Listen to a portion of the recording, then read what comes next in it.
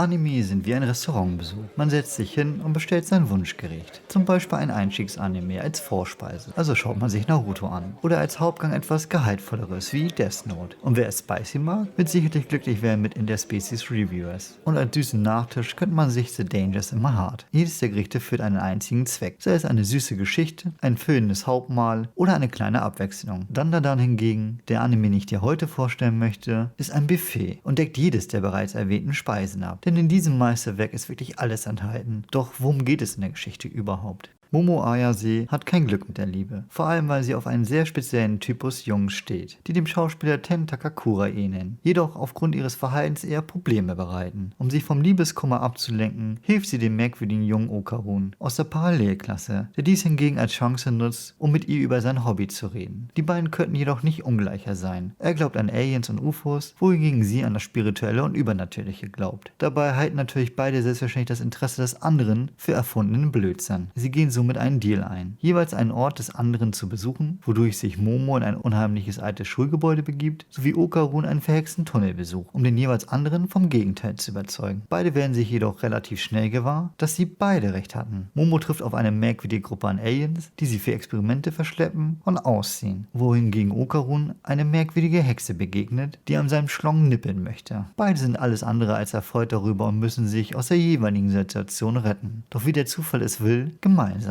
Was sich nicht retten lässt, ist das fehlende Gemächt Okaruns, welcher als roter Faden die Geschichte durchzieht und zurückgeholt werden gilt. Kurz gesagt treffen beide im Verlauf der Handlung auf so manche Sagengestalten, die mit gewisser Interpretationsfreiraum mehr als grotesk bezeichnet werden können, aber vor allem sehr gefährlich sind, von den beiden entsprechend exorziert werden müssen, aus verschiedenen Gründen. Doch dazu später mehr. Der Autor bedient sich dafür den verschiedensten Szenarien und Genres, wodurch ein herrlich aufregendes Potpourri an unlimitierten Ideen entsteht. Das ist auch nicht verwunderlich. Hatte der Mangaka Yukinobu Tatsu wenig Glück mit seinen vorab veröffentlichten One-Shots und probierte sich an Dutzenden Werken und Stilen aus. Doch das limitierte Setting erschwerte es ihm, sich gänzlich zu entfalten. Er zeichnete unter anderem Ideen für Horror, Action, Romanzen und vieles mehr. Doch der wirkliche Durchbruch gelang ihm erst, als sein Redakteur ihm empfahl, einfach nicht in diesen Baukästen zu denken, wie eine Geschichte entsprechend des Genres sein sollte, sondern einfach zu zeichnen, worauf er gerade Lust hat. Das tat er auch, womit er eben alle Genres in Dandadans Geschichte vertreten sind. Wir haben den Horroraspekt in den verschiedenen Monster und Sagen, die coolen Action-Szenen aus den daraus resultierenden Kämpfen, aber auch das Romantische zwischen den beiden Hauptcharakteren im typischen Schulsetting, sowie so manche Comedy-Einlage.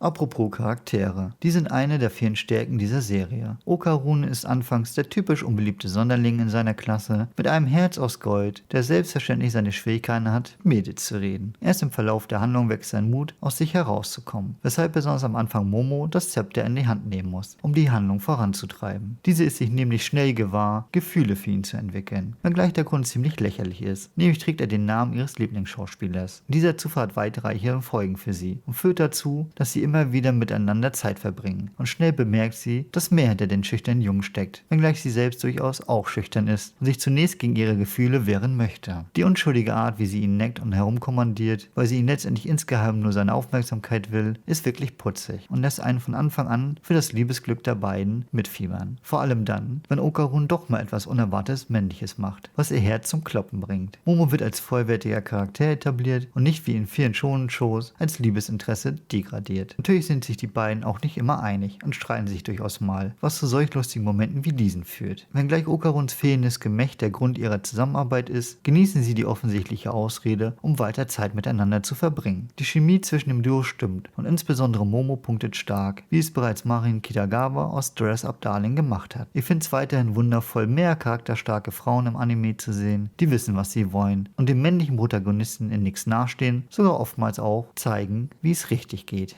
Der Zeichenstil ist bunt und detailarmer, als man es von anderen Größen wie Demon Slayer oder Attack on Titan gewohnt ist. Der schattenlose Zeichenstil ermöglicht es den Zeichnern, mehr Zeit in die Animationen selbst zu stecken, die durchweg flüssig animiert sind, aber vor allem gespickt sind mit Charakter- und Facettenreichtum. Selbst etwas Simples wie die Animation der Gangart steckt voller Liebe zum Detail, was besonders in den zahlreichen Kampfszenen im Verlauf der Handlung zum Ausdruck kommt. Diese Kämpfe sind nicht nur übertrieben imposant in Szene gesetzt, mit übertriebenen Verformungen von Körpern, um die Geschwindigkeit zu verdeutlichen, sondern auch einfallsreich leicht choreografiert. Man spürt regelrecht die Wucht der einzelnen Schläge in den Schlagabtäuschen oder die rasante Schnelligkeit. Langeweile kommt somit keine auf. Und das dezent platzierte Effektfeuerwerk untermalt die Szenerie nur, sodass am laufenden Band immer wieder Shots präsentiert werden, die Wallpaper-Qualität haben. Demon Slayer ist einfach King, was Compositing angeht. Doch dann macht der Serie den Thron streitig, übertrumpft diesen jedoch im künstlerischen Stile. Die Explosionen im Hintergrund, die Momos Haare wild herumwedeln lassen, sind nicht nur ein Effektfeuerwerk, sondern dank der Farbpalette schlichtweg Kunstwerke. Die Manga-Vorlage macht es den Animatoren einfach, könnte sie diese doch 1:1 übernehmen, wie in diesem Beispiel. Die cineastischen Ausschnitte in den Manga-Bildern sind wie für eine Anime-Adaption gemacht und überzeugen mit ihrer Brachialität animiert umso mehr, insbesondere dank der grandiosen Effekte.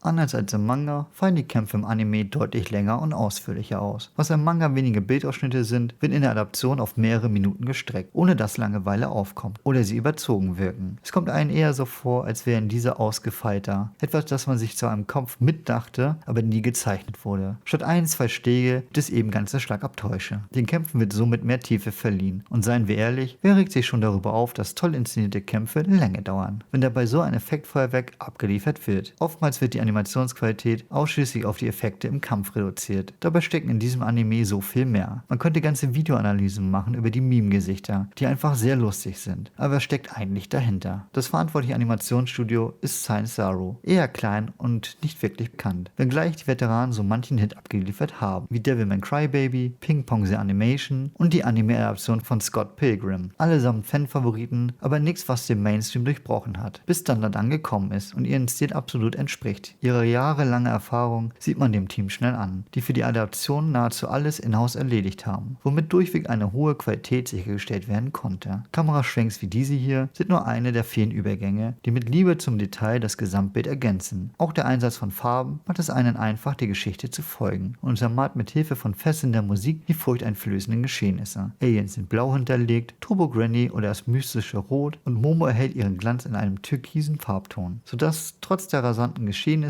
immer eindeutig ist, wer gerade im Fokus steht.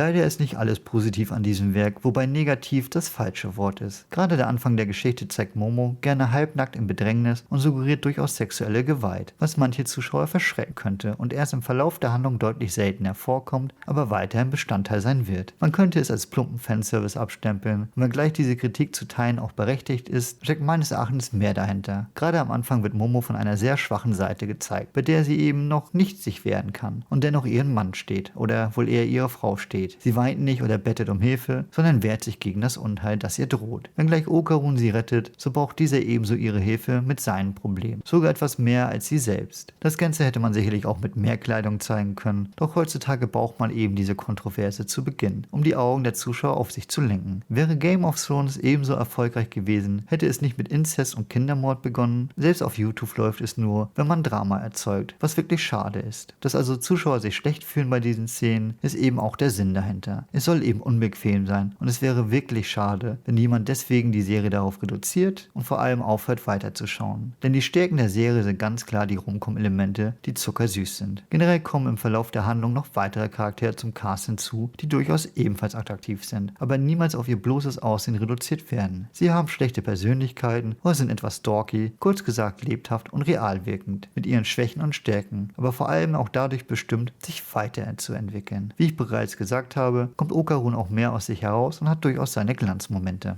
Saeko ist trotz ihres fortgeschrittenen Alters auch anime-typisch als attraktiv dargestellt. Doch beliebt ist die Oma von Momo eher aufgrund ihrer coolen und lässigen Art. Zudem hat sie es dank ihrer psychokinetischen Fähigkeit faustig hinter den Ohren. Als Medium kann sie nicht nur die Wahrheit aus anderen Charakteren herauslesen, sondern auch die unheimlichen Monster in Zaum halten. Zudem unterstützt sie die beiden Hauptcharaktere mit ihrem immensen Wissen über dem Okkulten. Es kommen auch weitere Klassenkameraden zum Duo hinzu, die ebenfalls mit ihrer Art und Fähigkeit diese bereichern. Das führt nicht nur zu Problemen in der Liebesgeschichte, Liebesgeschichte und verschiedenen Konkurrenzkämpfen untereinander, sondern sorgt auch für so manchen komödiantischen Aspekt, was somit ein weiteres Genre ergänzt. Nebenbei erwähnt sind die Grimassen der Charaktere einfach durchgehend zielsicher in ihrer Unterhaltung und machen selbst Anya aus Spy Family starke Konkurrenz. Was ebenso gelungen ist, ist das Design der Monster. Diese wirken durchweg originell und dennoch erkennt man ihren eigentlichen Ursprung. Inspiriert wurde der Künstler unter anderem von Godzilla-Monstern aus den 50er Jahren sowie der älteren Serie Ultraman. Manchmal sind es Kombinationen und Variationen aus verschiedenen Monstern. Ich würde das Ganze eher als Hommage sehen, insbesondere weil der Mangaka selbst positiv darüber offen redet. Das Opening wird beigesteuert von dem legendären Duo Creepy Nuts, die mit ihrer Mashal-Opening Bling Bang Bang Born bereits viral gegangen sind. Otonoko schlägt in dieselbe Kerbe und ist genauso ein Ohrwurm geworden, wenngleich nicht ganz so erfolgreich. Die Melodie bringt einen in die richtige Stimmung und unterstreicht den abstrusen Stil der Serie, weshalb es eine wirklich passende Wahl ist. Regie führte der Regisseur von Scott Pilgrim und steckt wie die Serie selbst voller Liebe zum Detail. Es gibt unter anderem Ultraman-Ausschnitte, die Farbpalette ist stark und ganz ehrlich, es ist einfach faszinierend anzuschauen. Dandadan besteht aus hunderten kleinen Zahnrädchen, die allesamt recht Standard sind oder zumindest auch von anderen Serien ebenso gut gemacht werden. Es gibt viele Battle schon mit tollen Kämpfen, gruseliger Horror, entzückende Liebesgeschichten oder auch wundervoll inszenierte Anime. Doch was Dandadan so dermaßen besonders macht, ist, dass alles daran einfach zusammenpasst, selbst wenn es oftmals nicht zusammengehört. Wie viele Geschichten gibt es bitteschön, die bittersüße Romantik mit Horror verbinden können oder ernstes Drama mit Memes oder starke Charaktere mit ebenso brachialen Kampfszenen. In der Regel spezialisiert sich eine Serie auf eine Sache oder sticht zumindest mit dieser aus der Masse hervor. Doch bei Dandadan wirkt alles harmonisch aus einem Guss und dennoch bedient es alle Genres gleichmäßig. Das macht diesen Anime nicht nur einzigartig in seiner Vielfältigkeit, sondern bereits jetzt schon zu einem Vorzeigewerk in der gesamten Branche. Wie man nicht nur einen faszinierenden Manga schreibt, sondern vor allem diesen als Anime adaptieren sollte. Es ist daher nicht verwunderlich, dass hunderte von YouTuber und Anime-Fans sich einig sind, dass Dandadan ein wahres Meisterwerk ist, das du auf keinen Fall verpassen solltest. Warum erschaffen wir eigentlich Kunst? Genau diese Frage stellt sich auch der neue Anime des Chainsaw Man Mangakas und die Erwartungen daran sind entsprechend groß. Chainsaw Man war ein weltweiter Hit und auch sein Erstlingswerk Fire Punch geht für viele als unterschätzter Geheim. Lookback hingegen ist lediglich eine Kurzgeschichte, die er zur Entspannung zwischen Part 1 und Part 2 von Chainsaw Man gezeichnet hat, deren Kinoadaption bereits kurze Zeit später schon feststand. Das ist mehr als ungewöhnlich für eine Kurzgeschichte und ist bestenfalls größeren Serien wie Jujutsu Kaisen oder One Piece als Filler vorbehalten. Vor allem, da die Adaption bereits wenige Tage nach der Veröffentlichung bereits angekündigt wurde. Der Andrang war entsprechend hoch an den Kinokassen Japans. Regelrecht strömten die Leute rein, sodass es in diesem Jahr bisher der zweiterfolgreichste Anime-Kinofilm des Jahres geworden ist, selbstverständlich nach Demon Slayer, welcher schlichtweg aber auch nicht zu schlagen ist. Zeitnah folgt noch My Hero Academia, von daher bleibt zu bezweifeln, dass es dabei bleibt. Aber selbst als dritter Platz wäre es ein respektables Ergebnis. Was jedoch unangefochten bleiben wird, sind die Bewertungen zum Film. Denn in den Bewertungen der Zuschauer erzielte der Film Bestnote. Zudem hat kein geringer als der Metal Gear Solid und Death Stranding Erfinder Hideo Kojima ebenfalls die Adaption über Twitter gelobt. Und ja, ich weigere mich, die Seite X zu nennen. Wie dem auch sei, ob sich der Film nach all dem Hype wirklich lohnt oder du stattdessen lieber die Manga-Variante lesen solltest, erfährst du jetzt in meiner Review. Ayumu Fujino ist eine Grundschülerin, die liebend gern für die Schülerzeitung wöchentlich einen 4-Panel-Manga zeichnet und für diesen bei ihren Mitschülern recht beliebt ist und für ihr Talent gelobt wird, obwohl sie sich kaum Mühe gibt und alles aus dem Handgelenk schüttet. Dies ändert sich jedoch mit dem Auftauchen einer unerwarteten Konkurrentin in Kyomoto, welche aufgrund einer Sozialphobie nicht in die Schule kommt. Wenngleich niemand sie kennt, sind wöchentlich in der Schülerzeitung ihre detailreichen Illustrationen zu sehen und werden schnell zum Thema der gesamten Klasse, ganz zum Unmut von Fujino, die plötzlich nicht mehr hervorsticht. Zwischen den beiden Fähigkeiten liegen Welten und somit lassen auch die Komplimente nach, an die sich Fujino gewöhnt hat. Sie beißt die Zähne zusammen und opfert jeden Augenblick ihrer Freizeit damit, besser im Zeichnen zu werden. 2 Jahre später muss sie sich trotzdem eingestehen, dass Kyomoto zeichnerisch in allem überlegen ist, weshalb sie den Manga für die Schülerzeitung gänzlich aufgibt. Alles ändert sich jedoch, als ihr Lehrer ihr die leidige Aufgabe zum Schuljahresende aufzwingt, ihrer ehemaligen Konkurrentin ihr Abschlusszeugnis vorbeizubringen und sie zum allerersten Mal aufeinandertreffen.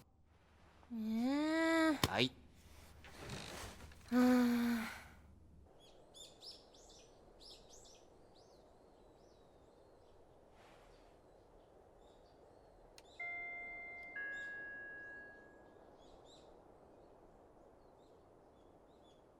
留守あ、開いてる。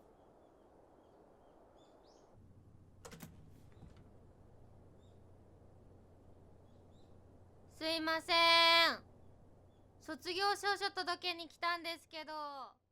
Die Stärke der Geschichte liegt weder in ihrer grafischen Faszinette oder in einem gewaltigen Charakterensemble oder irgendwelchen bahnbrechenden Metakonzept, sondern schlichtweg auf den Emotionen der Charakterin selbst. Für jemanden wie Fujimoto ist die bodenständige Geschichte regelrecht ungewöhnlich, kommt diese doch ohne besonderen Schnickschnack wie Fähigkeiten oder Blut aus und basiert gänzlich auf den Leiden und Anstrengungen zweier Mädels auf dem Weg, ein erfolgreiches Mangaka-Duo zu werden. Etwas, das Fujimoto regelrecht bekannt sein sollte. Stammte er ebenfalls aus armen Verhältnissen und hatte seine ganz eigenen sozialen Probleme. Es stellt sich somit nicht nur für Fujino die Frage, warum strengen wir uns an, wenn andere Leute mehr Talent haben? Was motiviert uns weiterzumachen? Warum geben wir trotz unüberwindbarer Herausforderungen nicht einfach auf? Sondern vor allem auch den Zuschauer selbst. Es geht um das kreative Scheitern von Künstlern, die trotz aller Widerstände und Desinteresse anderer ihrer Wege gehen möchten und sich die Frage stellen müssen, warum sie überhaupt Kunst erschaffen möchten.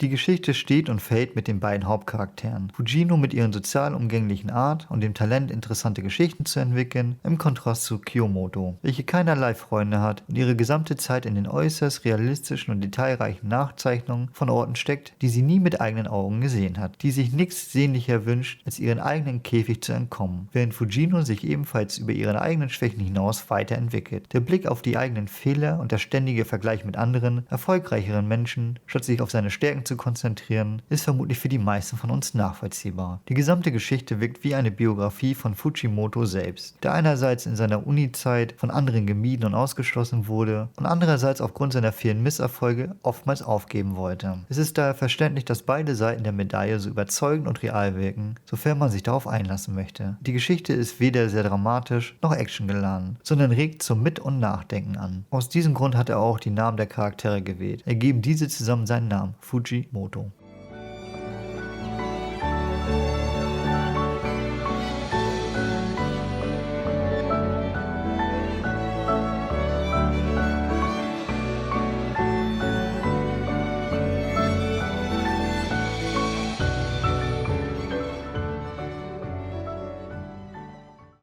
Abgesehen von einem Werbespot und einem Musikvideo ist Lookback das Erstlingswerk von Studio Durian, an den hohe Erwartungen geknüpft sind. Ist doch für viele Leser der Manga schon bereits ein Meisterwerk und dank der Chainsaw Man Adaption die Fangemeinde des Autors nur noch mehr gewachsen. Der Regisseur hat selbst an vielen Szenen mitgezeichnet und kommt aus dem Bereich. Das bestätigt sich auch in dem 15-minütigen Interview im Anschluss des Films, der zumindest im Kino lief. Wenngleich die Charaktere mit ihren Gesichtszügen und emotionalen Verhalten sehr ausdrucksstark sind, gibt es jedoch auch Schwächen bei der Adaption. Gelegentlich gibt es kurios gewählte Kamerafahrten, in denen die Perspektive nicht zu 100% stimmt oder das Ganze ruckelig und schwammig wirkt, was ein wenig das Sehvergnügen stört. Diese Ausrutscher sind zum Glück nur vereinzelt. Was hingegen häufiger vorkommt, ist der Einsatz von Stillbildern, deren Hintergrund auch im Interview angesprochen werden, jedoch eher als Budgetmaßnahme wirkt. Der Film ist mit ca. 60 Minuten Laufzeit ohnehin kurz, weshalb solche Sparmaßnahmen etwas schade sind. Die Hintergründe sind detailreich und wunderschön gezeichnet und bringen somit authentisch das japanische Landleben rüber, wenngleich diese sich weniger aufdrängen und stellenweise karger sind. Im Kontrast dazu stehen erneut die Charaktere, die detailarmer kaum sein können, kaum Schattierungen sehr hell und pastellartig gezeichnet, stechen sie im Vergleich zu den realeren Hintergründen gut heraus. Das ist ein bewusst gewähltes Stilmittel, um diese hervorzuheben und ausdrucksreicher animieren zu können, wenngleich dieser nicht jeden unbedingt zusagt, gerade wer Effektfeuerwerke wie Fate's Stay oder auch eben Chainsaw Man gewohnt ist. Ein anderes Beispiel hierfür wäre Dandadan, wo eine ähnliche Technik genutzt wird. Die wenigen Details ermöglichen es den Animatoren, ihr Wunder zu wirken, flüssige Animationen zu zeichnen, deren Fokus eindeutig auf die Nuancen der Gesichtsausdrücke liegt. Ein simpler, schüchterner Blick zur Seite oder angespannte Halsmuskeln, die einem die Kehle zuschnüren, sind Details, die man instinktiv mitkommt, da diese so offensichtlich und prägnant präsentiert werden. Der Film schafft es immer wieder mit interessanten Ideen, auch die Gefühlswelt der Hauptcharakterin näher zu bringen.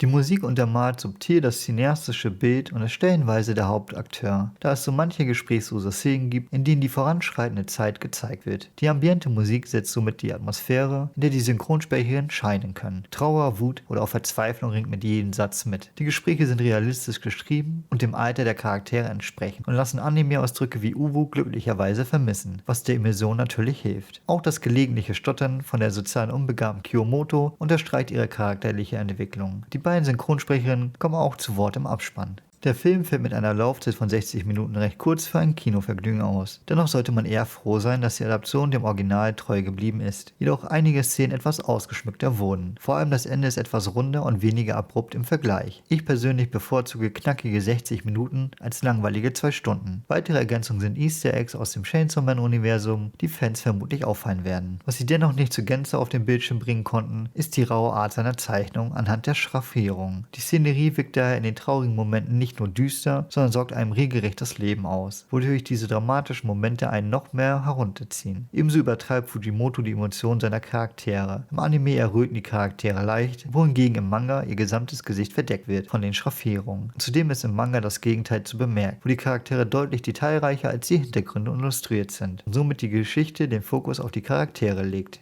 Ich vermute, dass trotz der grandiosen Umsetzung viele Fans von der Adaption enttäuscht sein werden. Und nicht aufgrund der Qualität des Animes oder der Geschichte selbst, sondern weil sie sich nach einem Chainsaw Man etwas anderes erhofft haben von ihm. Ein actionreiche Bombast mit genügend Gore, das es selbst für einen Tarantino-Film reichen würde, wird eben hier nicht geboten, wodurch viele Fans diesem Werk vermutlich nicht einmal eine Chance ergeben. Alleine schon, weil es sich um einen Slice-of-Life-Anime handelt. Wer über den Tellerrand hinausschauen kann, wird hier eine andere Seite von Fujimoto entdeckt, die deutlich intimer und persönlicher ist. Gerade Leute, die selbst künstlerisch schaffen werden, diesen kurzen Film zu schätzen wissen. Ich habe es nicht bereut, den Film im Kino zu sehen, denke aber, dass er privat zu Hause sogar noch besser genossen werden kann. Wenngleich ich wenig an der Adaption auszusetzen habe und nicht jede kreative Entscheidung des Regisseurs als gelungen ansehe, empfehle ich dennoch, den Manga vorab zu lesen. Die Vorstellungskraft, sich in die Szenerie der Charaktere in seinem eigenen Tempo hineinzuversetzen, ist und bleibt einfach ungeschlagen. Das cineastische Szenenbild erleichtert einem das Kopfkino ohnehin und der Anime mit seiner bezaubernden Melodie und ausdrucksstarken Synchronisation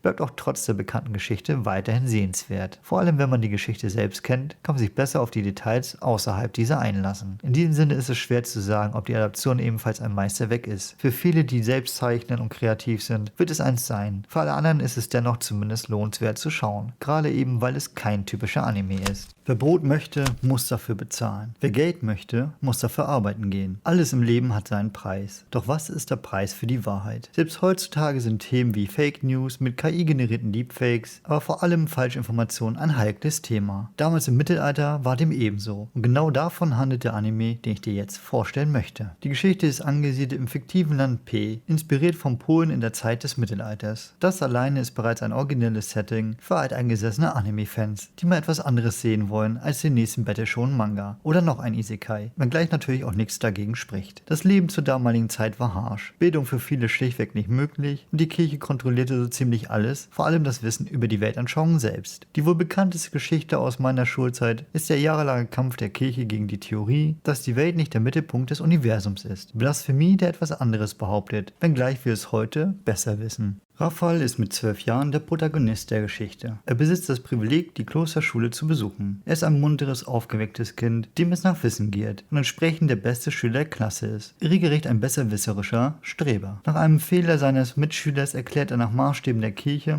dass Gott die Welt erschaffen hat und somit diese in die Mitte des Universums platzierte. Ein offensichtlicher Irrglaube, aber die einzig erlaubte Antwort zur damaligen Zeit. Dank seiner Talente hat er sich einen Platz an der Universität verdient, um Theologie zu studieren. Dafür muss er sein Interesse an Astronomie beiseite legen, wird diese Wissenschaft ohnehin als nicht allzu relevant erachtet. Raphael stellt es nicht in Frage und ist sich der Tatsache bewusst, wenngleich er es anders sieht, doch hält er sich mit seiner Meinung bedeckt. Er ist sich bewusst, nicht negativ aufzufallen, einfach in der Menge zu funktionieren, wie ein gehorsames Schaf in einer Herde, selbst wenn er sein Interesse dafür begraben muss. Als Waisejunge bleibt ihm kaum eine andere Wahl, mit der Unterstützung der Kirche ein hoffentlich besseres Leben führen zu können. Er darf auf keinen Fall seinen hart erarbeiteten Status verlieren, denn Armut und Leid ist allgegenwärtig. Das damalige Leben wird ungeschön gezeigt. Die Gesichter sind gekennzeichnet von Mäkel, Narben, Warzen und anderen Unschönheiten. Die Hände der Händler sind fleckig, schmutzig und voller Blessuren. Auf dem Weg zum Haus seines Lehrers geht er an einem Scheiterhaufen vorbei, auf dem gerade Ketzer verbrannt werden. Sie haben verbotene Wissenschaften betrieben und sich Gott abgewandt. Einige der Anwesenden schreckt das Mahnmal ab. Für andere ist es die Schadenfreude, auch schlichtweg Unterhaltung vom eintönigen Alltag. Raphael zumindest möchte dort nicht stehen.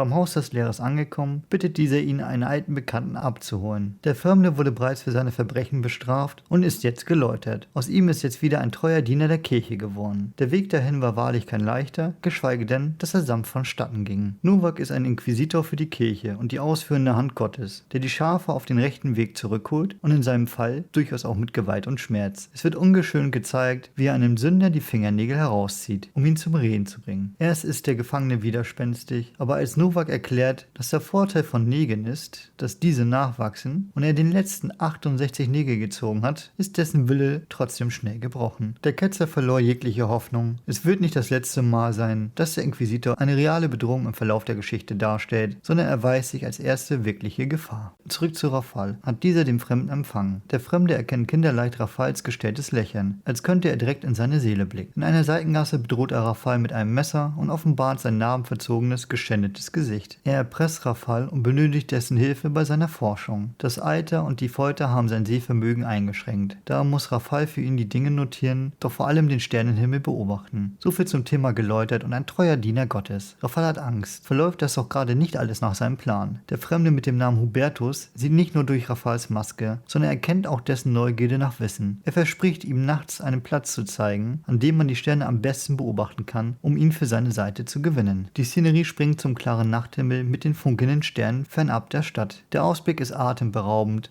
und an der Stelle sei erwähnt, dass auch die Animationen des Animes zu überzeugen wissen. Die Figuren wirken emotional, selbst ihr Gang zeugt von Charakter. Die Schauplätze sind dreckig, einfach mit Leben gefüllt. Hier hat das Animationsstudio Madhouse ganze Arbeit geleistet, realistisch einzufangen. Wenngleich es durchaus Anime-Ästhetik hat, wirkt alles realistischer und hat nicht den typischen Kawaii-Filter. Hubertus fragt Raphael wie dessen Lehrer zuvor, was im Zentrum des Universums steht. Natürlich ist es die Erde, doch Hubertus stellt ihm weitere Fragen, die dessen Überzeugung anfechten. Und mit jeder verlegenen, gestotterten Antwort von Raphael bilden sich Risse in seiner Überzeugung, dass die Theorie die einzig wahre sein könnte. Es gibt zu viele Ausnahmen mit den Regeln, jeder Planet hat Eigenheiten, nichts davon ist wirklich begründet, es wirkt regelrecht unfertig. Ohne ihm die richtigen Antworten zu geben, stellt Raphael sich langsam aber sicher selbst die Frage, spätestens als Hubertus waghalsig und ketzerisch offenbart, dass die Sonne sich im Mittelpunkt befindet. Pure Blasphemie. Das wäre regelrecht unsinnig und dennoch stört dies Hubertus nicht. Denn selbst wenn er damit falsch liegt, er würde die Erkenntnis erlangen, dass es nicht die korrekte Antwort ist und würde einfach weiter forschen, was die korrekte Lösung stattdessen ist. Ihm ist nur daran gelegen, die Wahrheit herauszufinden, nicht im Recht zu sein. Also das genaue Gegenteil zur Kirche. Raphael kann dieses Verhalten nicht nachvollziehen. Macht er sich doch damit strafbar. Hubertus wurde doch bereits bestraft und dennoch lehnt er sich gegen die Kirche auf. Raphael könnte das nicht riskieren, sein Antlitz zu verlieren oder Schlimmeres, gefoltert zu werden. Und wenn es außerdem nicht die Wahrheit wäre, warum bringt man es allen in der Schule bei? Bestimmt hätte jemand Kluges bereits den Fehler bemerkt. Trotzig schreitet er nach Hause, seine Gedanken von den Doktrinen der Kirchen vernebelt. In seiner Unachtsamkeit rutscht er in einer Pfütze aus. Seine Sicht dreht sich, er sieht die Welt aus einem anderen Winkel. Alles sieht anders aus beim Sturz, dabei ist alles um ihn herum geblieben, wo es zuvor auch schon war. Nur seine eigene Position hat sich verändert. Die Sterne, die Berge, die Steine und Bäume, alles wo es hingehört. Nur er liegt auf dem Boden. Ähnlich wie Newton bringt auch Raphael dieses Missgeschick die notwendige Inspiration, die Wahrheit zu erkennen. Zu Hause angekommen, zeichnet er wild auf einem Papier seine neu gewonnenen Ideen auf. そうじゃなきゃあんな巨大な天が一つの発想でこんなに合理的に動いてしまったら Dieses an sich unspektakuläre Szenario des Zeichnens von Skizzen wird aber eindrucksvoll in Szene gesetzt, ähnlich der Chip-Szene aus Death Note. Mit rechts schreibe ich weiter Gleichungen auf, während ich mit links Namen notiere. Dann nehme ich einen Kartoffelchip und esse ihn.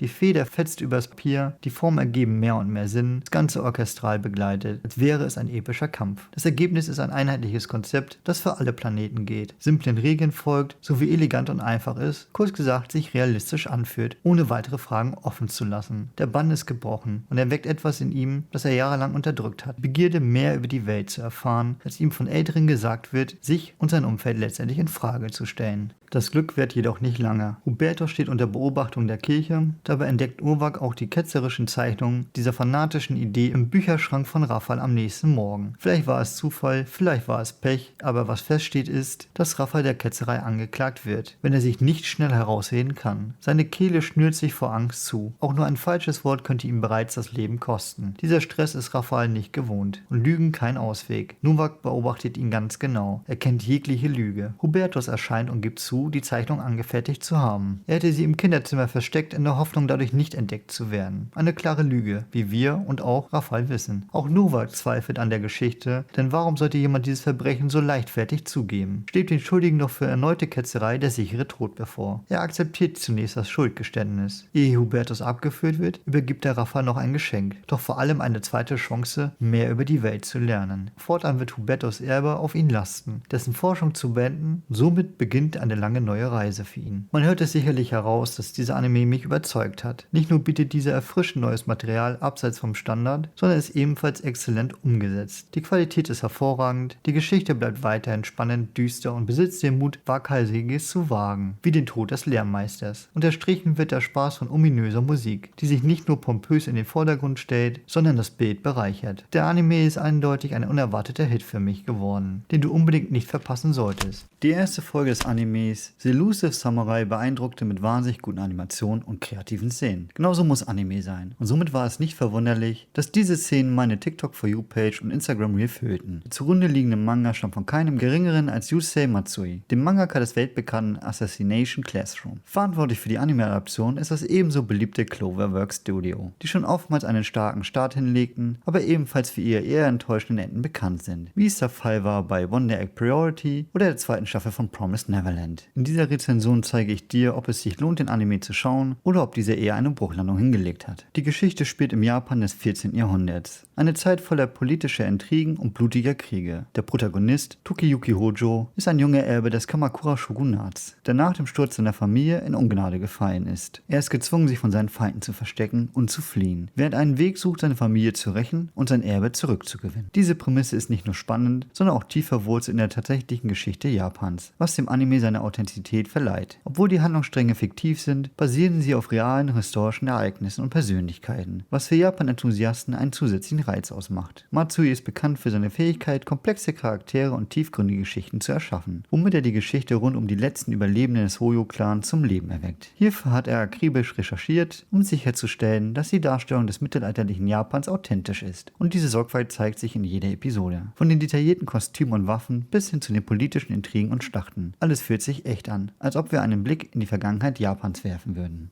Noch faszinierender ist jedoch der Protagonist Tokiyuki Hojo selbst. Er ist kein typischer Held. Er ist nicht der stärkste Kämpfer, er hat keine übernatürlichen Kräfte und er ist auch nicht der klügste Stratege. Stattdessen zeichnet sich Tokiyuki durch seine außergewöhnlichen Fähigkeiten aus, zu fliehen und sich zu verstecken. Ein eher ungewöhnliches Talent für einen Samurai. Diese Fähigkeit macht ihn zu einem faszinierenden Charakter, der sich von den üblichen Anime-Helden abhebt. Tokiyukis Geschichte ist eine des Überlebens, der List und der Geduld. Er weiß, dass er nicht in der Lage ist, seine Feinde in einem direkten Kampf zu besiegen. Und so setzt er auf seine Flinkheit, seinen Verstand und seine Fähigkeiten, Allianzen zu schmieden. Diese unkonventionelle Herangehensweise an den Heldencharakter ist erfrischend und verleiht der Serie eine einzigartige Dynamik, die ja untypisch für das Shonen-Genre ist, in denen die Helden übermächtige Fähigkeiten haben oder oftmals Auserwählte sind. Die Nebencharaktere in Elusive Samurai sind ebenso gut entwickelt und tragen maßgeblich zur Tiefe der Geschichte bei. Jeder von ihnen hat seine eigene Motivation, Schwächen und Stärken, die sie zu unvergesslichen Persönlichkeiten machen. Besonders bemerkenswert sind Tokiyukis Verbündete, die ihn auf seiner Reise begleiten. Zum Beispiel haben wir Yoshi Gesuwa, einen Priester mit prophetischen Fähigkeiten, der als Tokiyukis Mentor und Beschützer fungiert. Seine Weisheit und Weitsicht geben der Serie eine mystische Note, während seine enge Beziehung zu Tokiyuki eine emotionale Tiefe hinzufügt. Seine Art und Verhalten erinnert mich durchaus an Gojo Satoru. Er wird ebenfalls oft trotz seiner Stärke als Goofball dargestellt, den Comic-Relief-Charakter der sehr ernsten Serie. Indem er Grimassen zieht, dann gibt es Kajiro, einen jungen Schwertkämpfer, der trotz seines jugendlichen Alters ein beeindruckendes Talent im Kampf zeigt. Mochizuki Ayako ist das weibliche Pendant dazu, der eine ebenso talentierte Kämpferin ist. Beide zeigen von Anfang an ihre unerschütterliche Loyalität gegenüber ihrem Lehnsherrn, unterstützen ihn angetrieben von ihrer ganz eigenen Rache.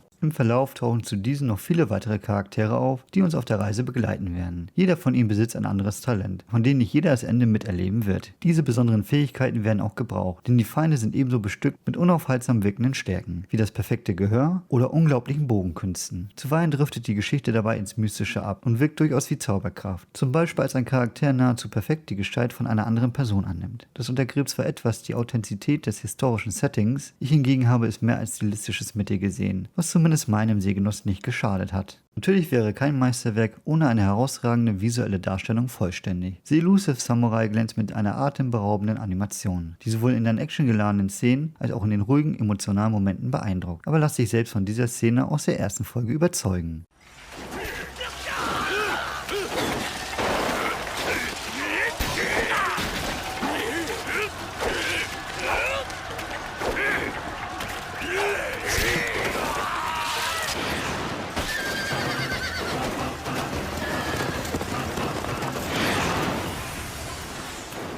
Es werden im Verlauf noch weitere Metaphern wie der aufsteigende Phönix gezeigt und liefern somit auf originelle Weise ein inspirierendes Szenenbild. Das ist nicht verwunderlich, hat das Animationsstudio großartige Arbeit geleistet, um die historischen Schauplätze, die prächtigen Rüstungen und die dynamischen Kämpfe lebendig darzustellen. Und trotz der rasanten Schlagabtäusche verliert man nie den Überblick im Kampf.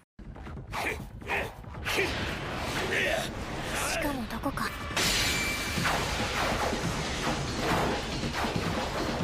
稽古で学べる動きじゃない。 Besonders positiv hervorzuheben ist der einzigartige Zeichenstil, der die Ästhetik des mittelalterlichen Japans einfängt. Die Farben, Details und die fließende Bewegung der Charaktere tragen alle dazu bei, die Zuschauer in diese historische Epoche zu versetzen. Die Kameraarbeit in den Kampfszenen ist besonders bemerkenswert, da sie den Adrenalinrausch und die Spannung jedes Duells perfekt einfängt. Doch es sind nicht nur die großen Schlachten, die beeindrucken. Auch die ruhigen Momente, in denen Tokiyuki seine Umgebung beobachtet oder über seine nächsten Schritte nachdenkt, sind wunderschön inszeniert. Leider ist hier nicht alles Gold, was glänzt. Für jede beeindruckende Szene gibt es andere Szenen, in denen der Einsatz von CGI zwar nicht die Geschehnisse trüben, jedoch die Qualität wie ein rostiger Nagel hervorsticht. Das ist wirklich schade, dass die hohe Qualität nicht durchgehend beibehalten werden konnte. The Elusive Samurai ist mehr als nur eine spannende Geschichte über Rache und Überleben. Es ist ein tiefgründiges Werk, das sich mit Themen wie Ehre, Loyalität, Schicksal und der Vergänglichkeit des Lebens auseinandersetzt. Tokiyuki wird von einem starken Gefühl der Pflicht gegenüber seiner Familie und seinen Erben angetrieben. Doch gleichzeitig ist er sich der Grausamkeit und Ungerechtigkeit der Welt bewusst. Diese Dualität verleiht seine Reise eine existenzielle Tiefe, die weit über die einfachen Rachegeschichte hinausgeht. Ein zentrales Thema der Serie ist die Frage, was es bedeutet, ein Held zu sein. Tokiyuki ist nicht der typische strahlende Ritter, der das Böse mit einem Schwert besiegt. Stattdessen ist er ein Überlebenskünstler, der sich durch List und Tücke behauptet. Seine Reise zeigt uns, dass es viele Arten von Helden gibt und dass Mut und Stärke nicht immer in offensichtlichen Formen auftreten. Diese Botschaft ist sowohl inspirierend als auch tief bewegend und zementiert sich in Bezug zum Antagonisten Ashikaga Takaji. Dieser war nicht nur der einzige Vertraute und Heerführer des Hojo-Clans, sondern auch derjenige, der die Familie letztendlich stürzte. Mit seiner Kampfkraft und taktischen Wissen ist er nicht nur ein wahrlich furchterregender Widersacher, sondern spiegelt auch charakterlich das genaue Gegenteil unseres Helden wider. Er ist groß, stark, ein kämpferisches Genie und ein Meisterstratege. Der Anime beschönigt in keinster Art und Weise die Schrecken des Krieges. Im Kampf um Leben und Tod gibt es immer Opfer. Ashikaga schlachtet jeden seiner Widersacher erbarmungslos ab und dies wird unzensiert und schonungslos gezeigt. Abgetrennte Gliedmaßen, aufgeschnittene Kehlen oder Blutfontänen gehören somit zur Tagesordnung. Der Kontrast zum eigentlich recht farbenfrohen Spektakel hinterlässt entsprechend einen noch tieferen Eindruck.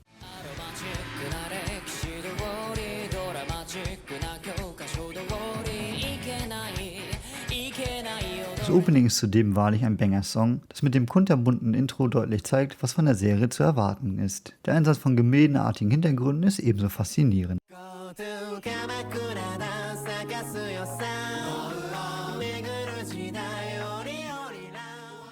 Das Ending hingegen ist eher im Stile von Yo Boy Coming auf Klamauk getrimmt und hat mir nicht allzu sehr gefallen. Da die meisten es ohnehin skippen werden, wird es für viele irrelevant sein. In einer Zeit, in der viele Anime auf schnelle Nervenkitzel und oberflächliche Unterhaltung setzen, bietet The Elusive Samurai eine erfrischende Abwechslung. Es ist ein Anime, der sich Zeit nimmt, seine Charaktere zu entwickeln und eine Geschichte zu erzählen, die sowohl emotional als auch intellektuell anspruchsvoll ist, aber es auch schafft, mit gezielten Witzen das Interesse des Zuschauers zu halten. Ob der Anime wirklich ein Meisterwerk ist, geschweige denn die beste Serie 20 2024 muss jeder für sich selbst entscheiden und wird größtenteils von den ganz eigenen Präferenzen abhängen. Trotz einiger Schwächen wie den sporadischen Einsatz von CGI kann die Serie eher mit seinen positiven Seiten glänzen und bietet eine Handlung, die abweicht vom typischen Genrestandard, weshalb es alleine deshalb schon lohnenswert ist, diesen zur Abwechslung zu schauen und auch du den Anime unbedingt eine Chance geben solltest. Jede neue Anime-Season hat ihren typischen Rom-Com-Anime mit einem gewissen Gimmick für die Spiciness. Frühling 2021 hatte Don't Toy With Me Nagatoro mit einer süßen Mobberin in Zwergengröße. Im selben Jahr im Herbst erschien Komi Can't Communicate, ein Anime, der mehr zu sagen hatte, als der Titel vermuten lässt. Und aktuell ist es Aya Sometimes Hides Her Feelings in Russian. Und auch hier ist der Name Programm. Arisa ist das Main Girl dieses Romcoms, eine wunderschöne Halbrussin, Halbjapanerin. Ihre Fertigkeiten in Athletik und Studienfächern machen sie unnahbar für ihre Mitschüler. Insbesondere, da sie das Bild der perfekten Musterschülerin wahren möchte und sich entsprechend strikt an die Schulregeln hält. Sie wirkt daher wie eine Eisprinzessin und verzieht keine Miene. Das alles ändert sich jedoch, wenn sie Russisch spricht. Denn dann offenbart sich ihre wahre Natur, was jedoch niemand ihrer Klassenkameraden bemerkt, außer natürlich einer. Kuse ist das männliche Gegenstück und Liebesinteresse ihrerseits. Er kann gebrochen Russisch und versteht somit, was Arisa in sich unschuldig hineinmurmelt. Wenngleich er das anfangs noch gar nicht glaubt, was er da alles hört und schlichtweg für ein Missverständnis hält. Im Gegensatz zu ihr ist er ein regelrechter Taugenix. Und ausgerechnet an ihm soll sie Interesse haben? Kuse hat zu Beginn der Geschichte mal wieder die Nacht durchgemacht, um Animes zu schauen. Etwas, das du als Zuschauer dieses Videos sicherlich nachvollziehen kannst. Er holt daher den wohlverdienten Schlaf einfach in den ersten Schulstunden nach, ganz zur Missgunst der verführerischen Tsundere. Als Vorzeigeschülerin und Sitznachbarin kann sie das natürlich nicht zulassen und weckt ihn unsanft auf. Zumindest ist das ihre Rechtfertigung. Auf Russisch offenbart sich, dass sie gerne seine Aufmerksamkeit hätte und das ist schlichtweg unmöglich, wenn er stattdessen schläft.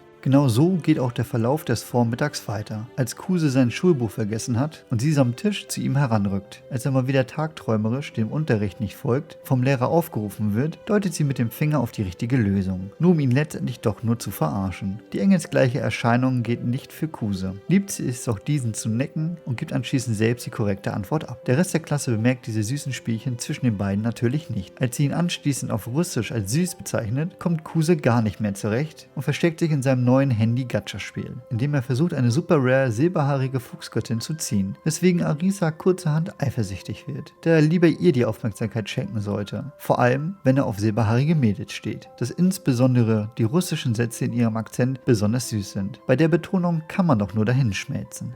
Ай, покраснел, прям как ребенок. In der Mittagspause läuft es kaum besser für ihn, als sich Yuki, seine Kindheitsfreundin und derzeitige Schülerratspräsidentin, zu ihnen gesellt. Dass diese Kuse schon früher kannte, im Gegensatz zu Arisa, erfreut unsere Eisprinzessin natürlich nicht. Jedoch verfliegt dieser Groll recht schnell, als Kuse sie als eine Freundin vorstellt. Um genau zu sein, sind beide sogar ebenfalls Kindheitsfreunde gewesen, weshalb er damals energisch Russisch lernte, um mehr Zeit mit ihr verbringen zu können. Jedoch haben beide das anscheinend vergessen. Es ist eine süße Geschichte, bis er mit einigen Neckereien und einem Gimmick, das zumindest mir besser gefallen hat als in den meisten Genrevertretern. Das süße, wahre Ich, gepaart mit dem Tsundere-Verhalten einer Nagatoro, sorgt für so manche komödiantische Inhalte und Herzklopfmomente. Zum Beispiel, als zu einem späteren Zeitpunkt sie ihre nass gewordenen Strümpfe wechseln muss, weil ein LKW-Fahrer durch eine Pfütze gefahren ist. Sie neckt ihn, indem sie verlangt, dass er ihr die Socken ausziehen soll, bis er es wirklich macht und sie plötzlich doch von der Situation beschämt errötet bei der Berührung ihrer Füße. Fußliebhaber speisen also köstlich hier. Arisa wird's jedoch selbst zu bunt, weshalb sie das einzig Mögliche macht, um sich aus dieser Lage zu retten und ihm einen Tritt verpasst. Dieser Fußtritt sorgt jedoch dafür, dass er für einen Moment einen Blick auf ihre Unterwäsche erhaschen kann. Der Fanservice ist demnach vorhanden, jedoch deutlich kürzer und subtiler als anderswo, sodass er auch ehrlich gesagt gar nicht nötig gewesen wäre. In dieser Szene dient es zumindest der Geschichte, indem er nicht nur ein schlechtes Gewissen bekommt, sondern sie auch Schwäche zeigt, indem sie beschämt von ihm davonläuft. Er kann sie letztendlich einholen und alles mit einer Entschuldigung sowie ihrem Lieblingsgetränk wieder guttun, worüber sie sich freut, dass er sich das gemerkt hat und ihm natürlich vergibt. Die Formeln sind also auch wie bei allen anderen Romcoms gleich. Es passieren Unfälle, die zu Berührungen und Konflikten führen, die schnell abgearbeitet werden und oftmals inkludieren, dass dem Hauptmädel etwas sexuell Angehauchtes passiert. Das ist zwar nichts Neues, aber ein funktionierendes, bewährtes Prinzip und insbesondere in diesem Anime gut umgesetzt. Das sehr gute Charakterdesign und die flüssigen Animationen fallen besonders positiv auf, was dementsprechend den Zuschauer Zuschauer ebenfalls hilft, die Tsundere sympathisch zu finden. Insbesondere aufgrund ihrer nicht ganz so unschuldigen Art, ohne dabei jedoch plump rüberzukommen. Anfang der 2000er war so ein Charakter Standard. Mittlerweile sind diese jedoch rarer geworden. Somit ist Arisa mal wieder eine willkommene, nostalgische Abwechslung, wenngleich sie kein Unikat ist. Konkurrenzlos ist sie in dieser Serie allemal, denn die weiblichen Nebencharaktere werden wohl kein Teil seines Harems werden oder ansonsten großartig Interesse an ihm haben. Sie dienen vielmehr als Konfliktpotenzial oder treiben die Handlung voran, indem sie Arisa zum Beispiel eifersüchtig machen oder in eine gewisse Richtung drücken. Die männlichen Charaktere sind hingegen noch unwichtiger, was nicht allzu schade ist. Lebt doch die Geschichte von der Chemie der beiden Hauptcharaktere. Was vor allem auch gelungen ist definitiv das Opening. Der Song mag zwar typisch klingen für diese Art von Geschichte, jedoch beeindrucken die Visuals umso mehr. Die Zeichenart unterscheidet sich zum Standardlook der Serie und weiß zu begeistern. 一番星だって偶然に輝く見えなかったなんて言わないで走り出したのを君への気持ちが Die Vorfreude ist somit da, was nicht verwunderlich ist, da das Animationsstudio Dogakobo sich bereits unter anderem verantwortlich zeigte für den Anime Oshinoko. Das Intro dort war ebenso hervorragend und verhalf dem Song Idol von Yasubi, das erfolgreichste Lied Japans weltweit zu werden. Von diesem läuft aktuell die zweite Staffel. Somit hat diese Saison gleich 2 Werke aus dem Haus, die man nicht verpassen sollte. Ich freue mich auf die restlichen Folgen und hoffe, dass auch der Rest die Qualität aus der ersten Folge beibehalten kann und wir nicht allzu lange auf eine Fortsetzung warten müssen. Schreib gerne mal in die Kommentare, ob du den Anime bereits geschaut hast und ob dieser dich ebenso überzeugen konnte. Meine Empfehlung hat er auf jeden Fall, als einer der besseren Romcoms der letzten Jahre. Hast du dich jemals gefragt, was mit den Mädels passiert, die nicht ihren Prinzen abkriegen? Der Anime, den ich dir jetzt vorstelle, handelt genau von den Mädels, die gekorbt wurden. Kazuhiko ist der romanzeliebende Protagonist der Serie. Nix ahnend genießt er eine köstliche Mahlzeit im Restaurant, als schräg von ihm gegenüber seine Klassenkameradin, die süße Yanami Anna, eine indirekte Abfuhr erhält, als sie ihren Crush rät, seine Liebe Karen nachzulaufen. Nicht zu verwechseln mit dieser netten Dame.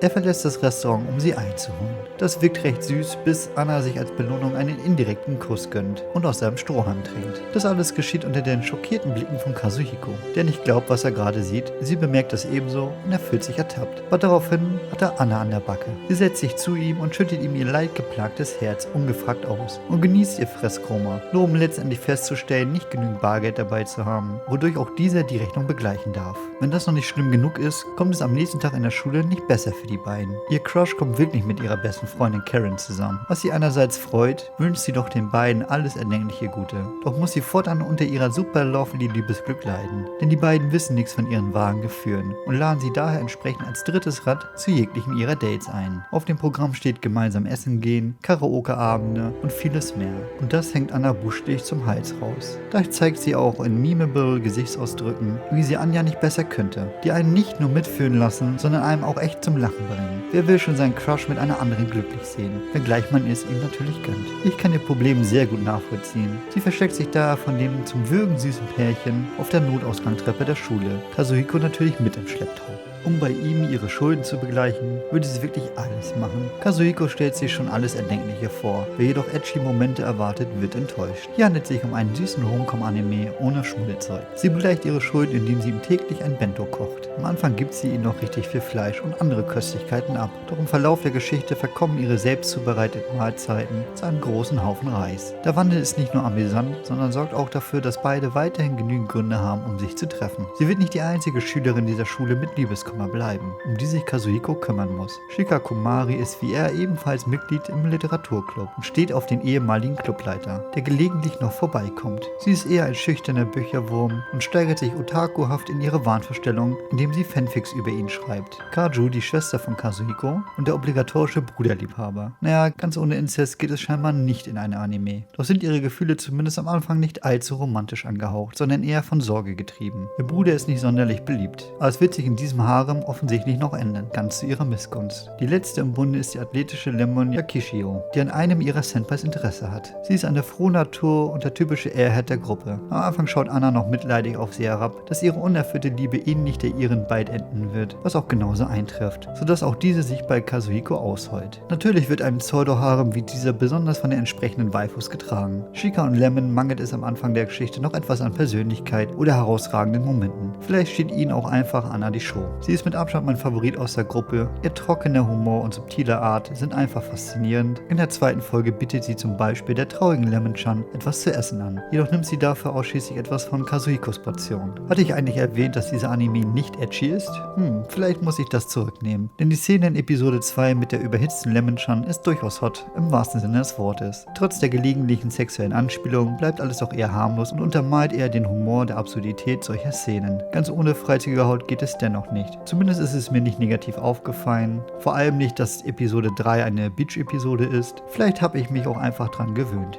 Die Geschichte mag zwar seicht sein, fokussiert sich jedoch mehr auf die Persönlichkeiten der Charaktere und deren Entwicklung, anstatt alle paar Minuten mit dem nächsten Drama um die Ecke zu kommen. Untermalt wird das von den traumhaft schönen Szenerien, die glatt aus einem Kinofilm stammen könnten. Was A1 Pictures hier abliefert, ist einfach unglaublich. Der Moment, wo Anna auf dem Schuldach träumerisch in den Horizont blickt und realisiert, dass sie wirklich gekorbt wurde, ist nicht nur emotional nachvollziehbar, sondern gespickt mit Liebe zum Detail. Wie die im Wind wehenden Haare oder die herunterrollenden Tränen einer verlorenen Liebe sind nur einige der Aspekte, die diese Szene ergreifend machen. A1 Pictures sind berühmt für ihre Werke, wie Darling in the Franxx und Sword Art Online. Auch insbesondere ihre neuen Romantikwerke wie Kaguya-sama Love is War sind mittlerweile das berechtigte Aushängeschild des Studios geworden. Dieses Meisterwerk hingegen scheint in der Anituber-Community völlig untergegangen zu sein. Dabei gehört es zu einem ihrer besten Werke und der Hype in Japan war von Anfang an bereits da. Die Rechte zum Anime wurden bereits verkauft, noch bevor überhaupt der erste Band des Light Novels erschienen ist. Man hat es sicherlich herausgehört. Ich kann diesen Anime nur einen empfehlen, die Lust auf mehr Rom-Com haben. Er ist süß, amüsant und vor allem herzergreifend. Zu sehen, wie die Mädels mit ihren unerwarteten Lieben umgehen, konnte zumindest mich mitreißen. Das farbenfrohe Spektakel macht bereits vom Opening an Lust auf mehr. Chaotisch bunt mit positiven Vibes inszeniert sich der Anime vom ersten Moment an. Etwas Neues hat man hingegen mit dem Ending probiert, welches aus Realbildern besteht, in denen die Charaktere auftauchen, unterlegt mit einem älter erscheinenden Noir-Effekt. Wann hatte ich das letzte Mal eine neue Serie wirklich positiv überrascht? Mittlerweile bieten Streamingdienste doch bestenfalls nur noch Sequels, Prequels, Spin-offs, noch so ein Superhelden-Zombie-Ding oder alles basiert auf irgendeinem Bestsellerbuch oder ist ein plumper Low-Budget-Horrorfilm. Von da war es mal wieder erfrischend, erwartungslos in dieses absolut unterschätzte Meisterwerk einzutauchen, über das ich wirklich niemanden reden höre.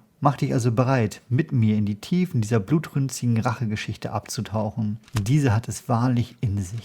Miso, die Protagonistin dieser Geschichte, ist das uneheliche Mischlingskind einer Japanerin und einem unbekannten weißen Mann, an dem sie sich rächen möchte, da ihre bikulturelle Herkunft sie zu einer Ausgestoßenen macht. Ungeliebt, verhasst und regelrecht verprügelt, ist ihr Leben eine reine Qual. Sie möchte stark sein und verabscheut ihren schwachen weiblichen Körper, weshalb sie sich ihre Brüste wegschnürt, ihre Stimme verstellt und sich als Mann ausgibt.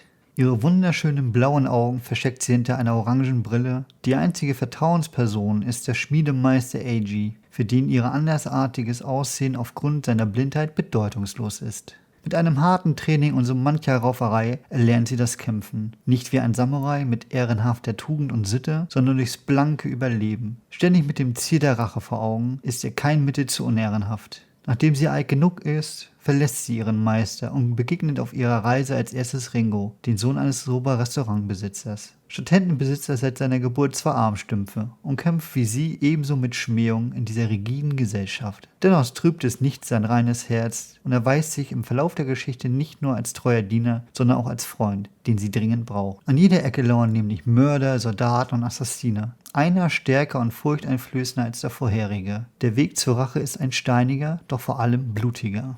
Die Kämpfe sind nicht nur hervorragend und packend choreografiert, sondern auch erstklassig inszeniert. Der bedrohliche, Oni-artige Mann ragt über sie auf und zeigt visuell den Unterschied ihrer physischen Kraft.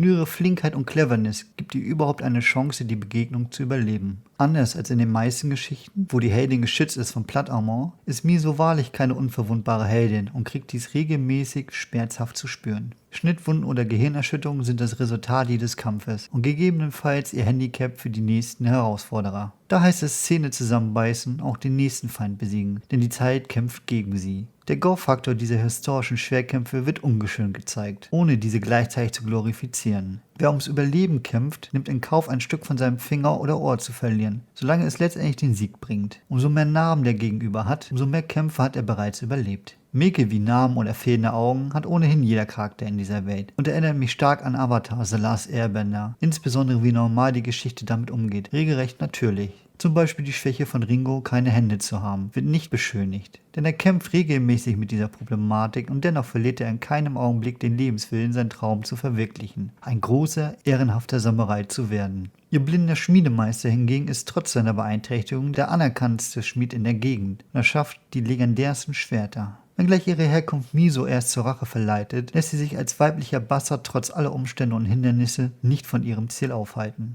Die Schwächen der einzelnen Charaktere wirken weniger wie ein aufgesetztes Gimmick, sondern sind zentraler Bewegpunkt für die Geschichte und integrieren sich organisch in diese malerische Welt. Die Landschaften sind vielreich und spiegeln die Natur der Edo-Zeit perfekt wider. Man kann regelrecht die Gerüche des Gewürzmarktes oder den Dreck in den Slums riechen. Mit jeder Szene spürt man die Liebe zum Detail und die historische Korrektheit lässt einen problemlos in die Vergangenheit eintauchen, als würde die Geschichte direkt aus Japan stammen. Und dennoch ist es kein Anime, zumindest nicht im klassischen Sinne.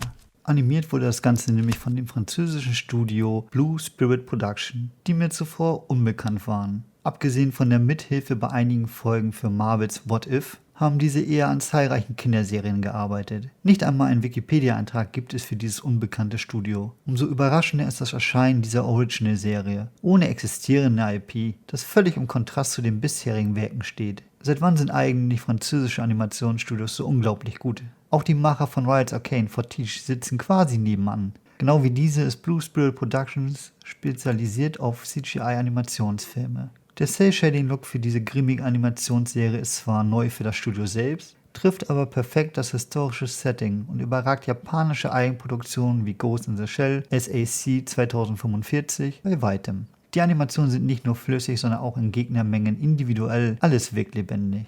Bei all dem Lob und positiven Kritiken ist es daher nicht verwunderlich, dass bereits eine zweite Staffel bestätigt wurde und die Macher bereits große Pläne für darauffolgende Staffeln haben. Ich persönlich freue mich auf mehr von diesem unerwarteten Meisterwerk und musste mich regelrecht zusammenreißen, nicht allzu viel aus den späteren Episoden zu spoilern, denn die haben es wirklich in sich.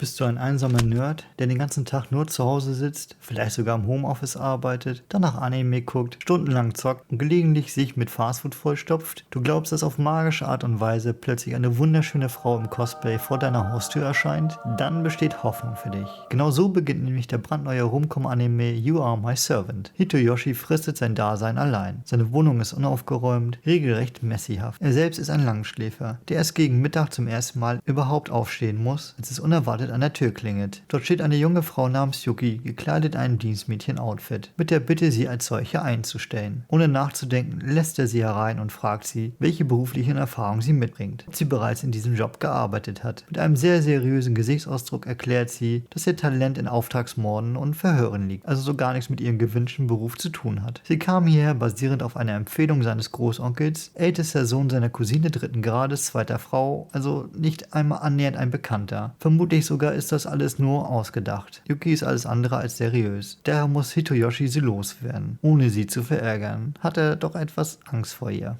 Er bittet sie darum, ihre Künste als Dienstmädchen fortzuführen, wodurch sie nach draußen in den Hinterhof gehen. Yuki springt galant in die Höhe, macht eine Pirouette und wirft in einer perfekten Anordnung eindrucksvoll mehrere Wurfwaffen gegen den Baum. Nach der Landung schaut sie zu ihm wie ein Hund, der für einen Trick gelobt werden möchte. Der Wechsel zwischen den ausdruckslosen Drohungen von Mord und den süßen Momenten eines hübschen Mädels ist das Brot und Butter dieses Animes und was den Humor von diesen ausmacht. Es geht in die Richtung eines Spy Family oder eher dem noch nicht adaptierten Manga Kindergarten Wars, zu dem ich ebenfalls bereits ein Video veröffentlicht habe. Hitoyoshi muss nur ein Wort sagen und Yuki würde jeden für ihn eliminieren. Doch so ist er nicht. Er hat keine Feinde und benötigt solche Dienste gar nicht. Yuki versteht das und verabschiedet sich daher, doch hat sie etwas vergessen.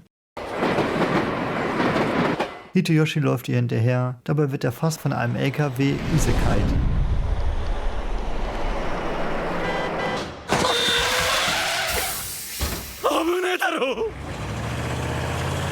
Wenn sie ihn nicht im letzten Augenblick noch mit ihren athletischen Fähigkeiten gerettet hätte. Zum ersten Mal in ihrem Leben hat sie nicht das Leben von jemandem genommen, sondern eins gerettet. Sie errötet und ist fasziniert von der Tatsache, die ebenfalls der Moment war, der sie verbindet und ihr den Job als Hitoyoshis Maid verschafft. Wenngleich Yuki als Dienstmädchen für ihn arbeiten möchte, ist sie alles andere als geeignet dafür. Sie ist tollpatschig und steckt noch viel zu sehr in der alten Berufung. Freudestrahlend präsentiert sie ihm ihre geputzten Wurfmessersammlung, mit der Hitoyoshi so gar nichts anfangen kann, als normaler und gewöhnlicher Schüler. Wo er jedoch unbedingt Hilfe bei braucht, ist eher das Aufräumen seiner Wohnung, wo sie angeblich sogar spezialisiert ist, zumindest in einer etwas anderen Art des Säuberns. Die Missverständnisse zwischen den beiden häufen sich, bevor sie begreift, dass es lediglich ums Putzen und Reinigen geht, nicht um das Entsorgen von Menschen. Die Dienstmädchenuniform wurde ihr von ihrem ehemaligen Meister überlassen, jedoch hat sie weder ein Talent darin, noch ein Auge dafür, was überhaupt im Haushalt zu erledigen ist. Hitoyoshi kann sie jedoch nicht wieder einfach nur fortjagen und will ihr zumindest eine Chance geben, sich zu beweisen. Oder 3 oder 4 oder ganz viele, denn Yuki ist absolut in allem ungeschickt. Sie versucht zum Beispiel den Boden zu wischen und nach nur wenigen Momenten landet der Wassereimer auf ihren Kopf. Der Besen in der Hand zerbricht in 2 Stücke, nur um letztendlich beim Beseitigen des Schadens auf der Pfütze auszurutschen. Natürlich wird die Szene untermalt von den typischen Ästhetiken einer schmollenden Anime-Waifu, die dank der aufmunternden Worte des Jungen ein Herzklopfen verspürt, wie sie es noch nie geahnt hat. Der Kontrast zwischen professioneller Assassine und tollpatschiger Maid ist das Gimmick dieses Romcoms, was durchaus für humoristische und süße Momente sorgt. Es ist simpel, aber amüsant, wenngleich es nicht die originellste Idee sein mag. Der gutherzige Hauptcharakter, der sie trotz alledem nicht einfach kündigt, ist selbstverständlich klischeehaft das passende Gegenstück dazu. Hitoyoshi hat wenig Erfahrung mit Mädels, was natürlich dafür sorgt für den typischen Aspekt in diesem Genre, dass die wunderschöne und gut ausgestattete Yuki gelegentlich ihn durch ihr tollpatschiges Verhalten berührt. Sein Kopf läuft auch hochrot an, als er sich nur vorstellt, wie sie baden geht. Der Anime wird jedoch dabei nicht allzu ecchi und wird regelrecht harmlos im Vergleich zu anderen Vertretern dieses Genres. Das ist alles andere als schade und erstreicht eher den süßen Charme der Serie, wenngleich die Hauptzielgruppe weiterhin Jungs sein werden. Für die meisten ist die Geschichte dann doch zu undramatisch und etwas oberflächlich gehalten. Zum Beispiel als Yuki zum ersten Mal ein leckeres, warmes Gericht zu sich nimmt und sich an ihre traurige Vergangenheit als Assassine zurückerinnert, als es damals nur kaltes Essen im Schützengraben gab. Spätestens als sie die Soße aufs Tonkatsu, eine Art japanischer Schnitzel, packt, ist sie absolut verzückt.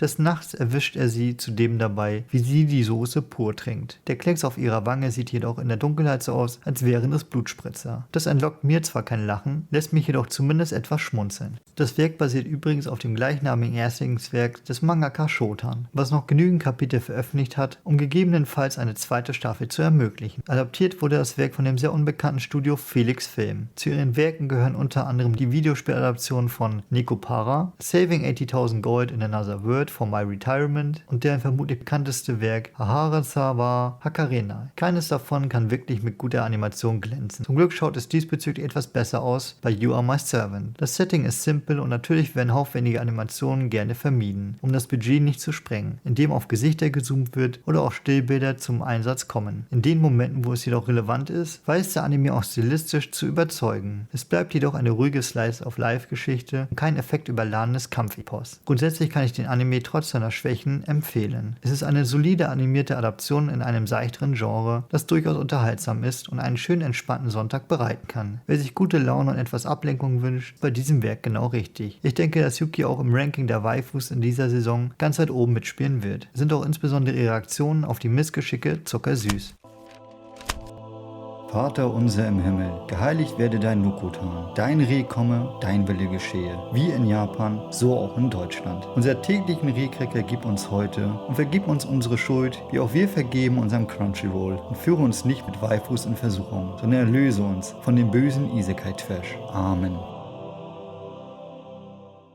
Als der Trailer zum Anime My Dear Friend Nokotan droppte, war das Internet voll mit Anhängern und feiert diesen verrückten Kult-Anime von Anfang an ab. Und das auch völlig berechtigt. Mach dich bereit auf einen abgedrehten Anime, welchen du in deinem Leben noch nicht erlebt hast. Toroka Koshi ist die perfekte Musterschülerin. Nett, athletisch und wunderschön. Sie glitzert regelrecht vor Perfektion wie Edward in Twilight, doch hat sie ein dunkles Geheimnis. Torako war nicht immer eine Schülerratspräsidentin, sondern in ihrer Vergangenheit die ruchlose Anführerin einer Straßenbande. Diese Tage hat sie jedoch längst hinter sich gelassen. lassen, bis das Rehmädchen Noko Shikanoko auftaucht und alles zu offenbaren droht. Nicht nur hängt diese aus unerklärlichen Gründen an einer Strommastleitung mit ihrem Geweih, sondern wirft auch noch Dutzende weitere Fragen auf. Wie ist sie da hochgekommen? Warum hat sie ein Geweih? Doch vor allem, warum als Mädchen? Nur männliche Rehe haben ein Geweih. Logik solltest du nicht erwarten. Kann Noko-tan auch ihr Geweih als Bomben werfen, diese willkürlich verformen oder sie als rot aufblinkender Lügendetektor nutzen, sodass Toroka ihre Vergangenheit nicht mehr von den anderen verheimlichen kann. Und auch nicht, dass diese noch Jungfrau ist. Spätestens als Noko-tan sich als neue Mitschülerin offenbart und die Klasse in eindrucksvoller Zeitlupe betritt, wird Toroka klar, dass sie alles machen muss, um die perfekte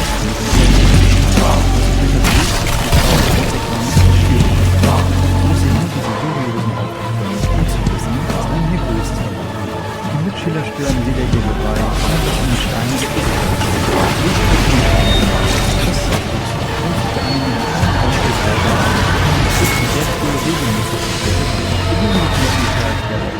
seine Werbeunterbrechung folgt und er sie auf eine kommende Episode und es dann doch nicht zumindest. Selten habe ich so einen bedingungslosen spaßigen Anime wie diesen genossen. Regelmäßig tauchen zudem schlecht animierte Rehe im PS2-Look auf. Was in anderen Anime ein absoluter Graus wäre, wird hier humoristisch genutzt und verleiht der Serie ihren ulkigen Charme, ohne in Albernheiten abzudriften. Dass Studio Wit es auch besser könnte, haben sie bereits mit Attack on Titan und Spy Family bewiesen. Limitierung fördert durchaus die Kreativität. Wir schaffen es mit möglichst wenig Einsatz und Mittel, den maximalen Spaß herauszuholen. Hier sieht man auch deutlich den Unterschied zwischen grafischer Finesse und gutem Stil. Letzteres ist nämlich unbezahlbar. Die Liebe zum Detail haucht dem Ganzen deutlich mehr Persönlichkeit ein, als ein Effektfeuerwerk es jemals könnte. Noko-tan gründet als erste Amtshandlung den Rehclub, dessen Aufgabe es ist, sich um die unergründlich zunehmende wachsende Anzahl an Rehe auf dem Schulgelände zu kümmern, insbesondere um sie selbst. Durch Tricks schafft sie es auch, Torako als Präsidentin des Clubs vor den Augen der Klassenlehrerin zu verpflichten, der somit nichts anderes übrig bleibt, als bei dieser Scharade mitzuspielen. Im Verlauf der Geschichte tauchen noch weitere Charaktere auf, die den Club beitreten werden, wie die eifersüchtige Schwester Torakos oder den Vielfraß Mimi Bashame. Aber gerade die Dynamik zwischen den absoluten Chaos, Noko-tans, und die zunehmend verzweifelnd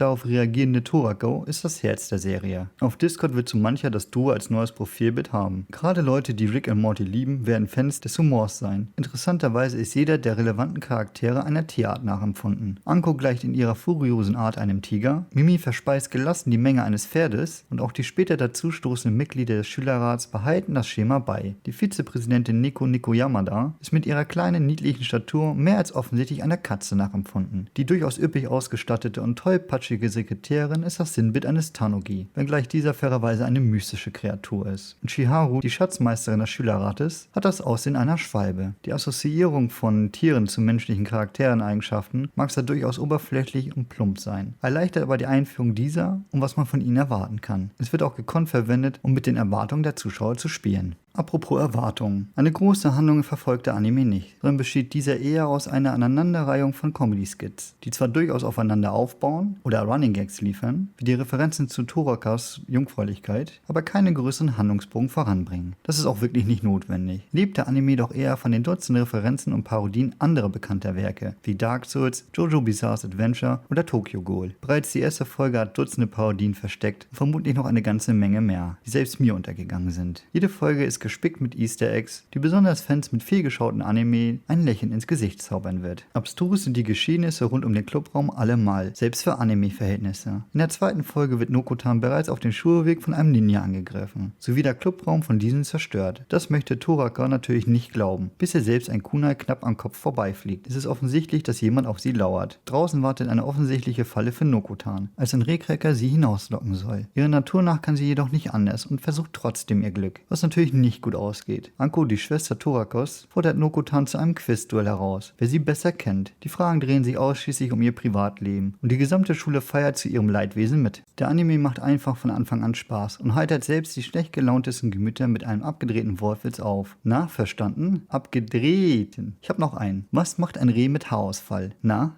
Es geht in die Reha-Klinik?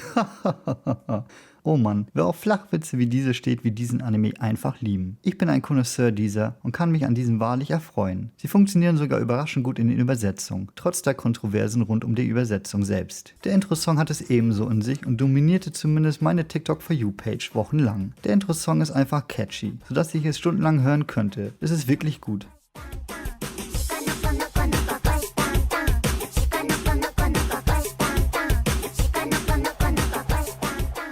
Aber so langsam wird es Zeit für das Outro des Videos.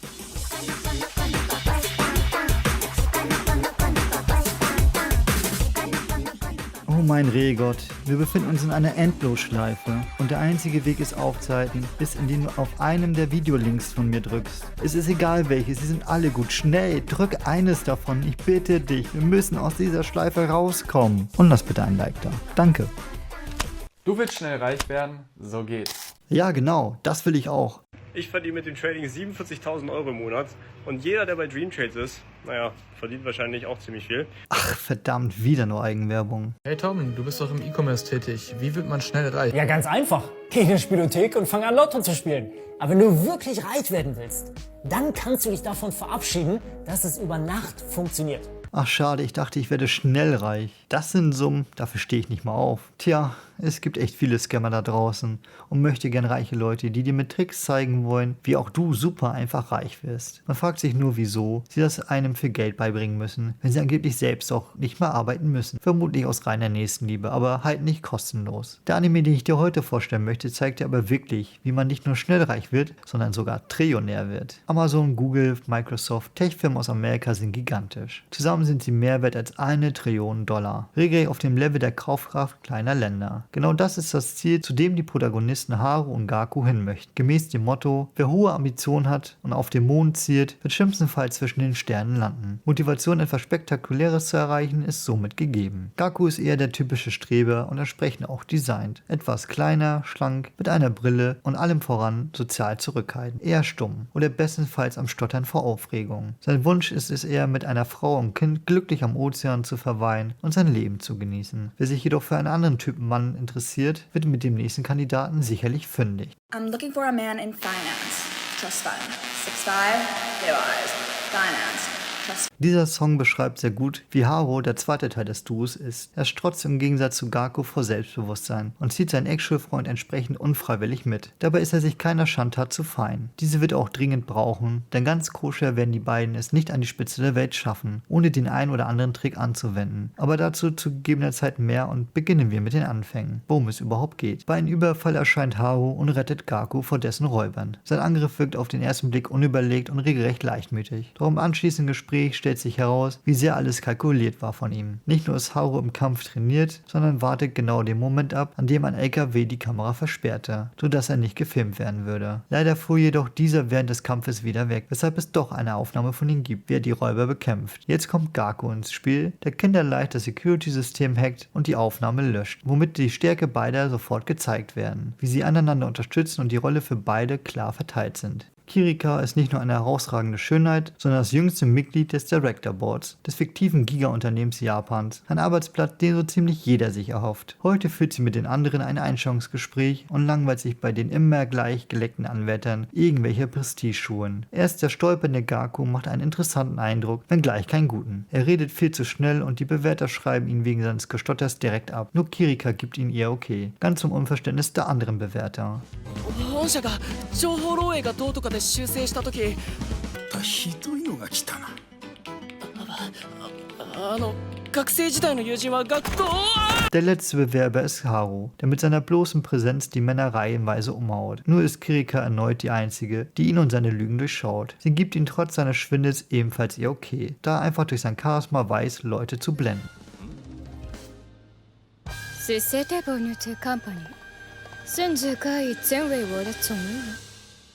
세파말 메시세텔 컨텐 니라이단 워더 정 로프 보이 보이 되죠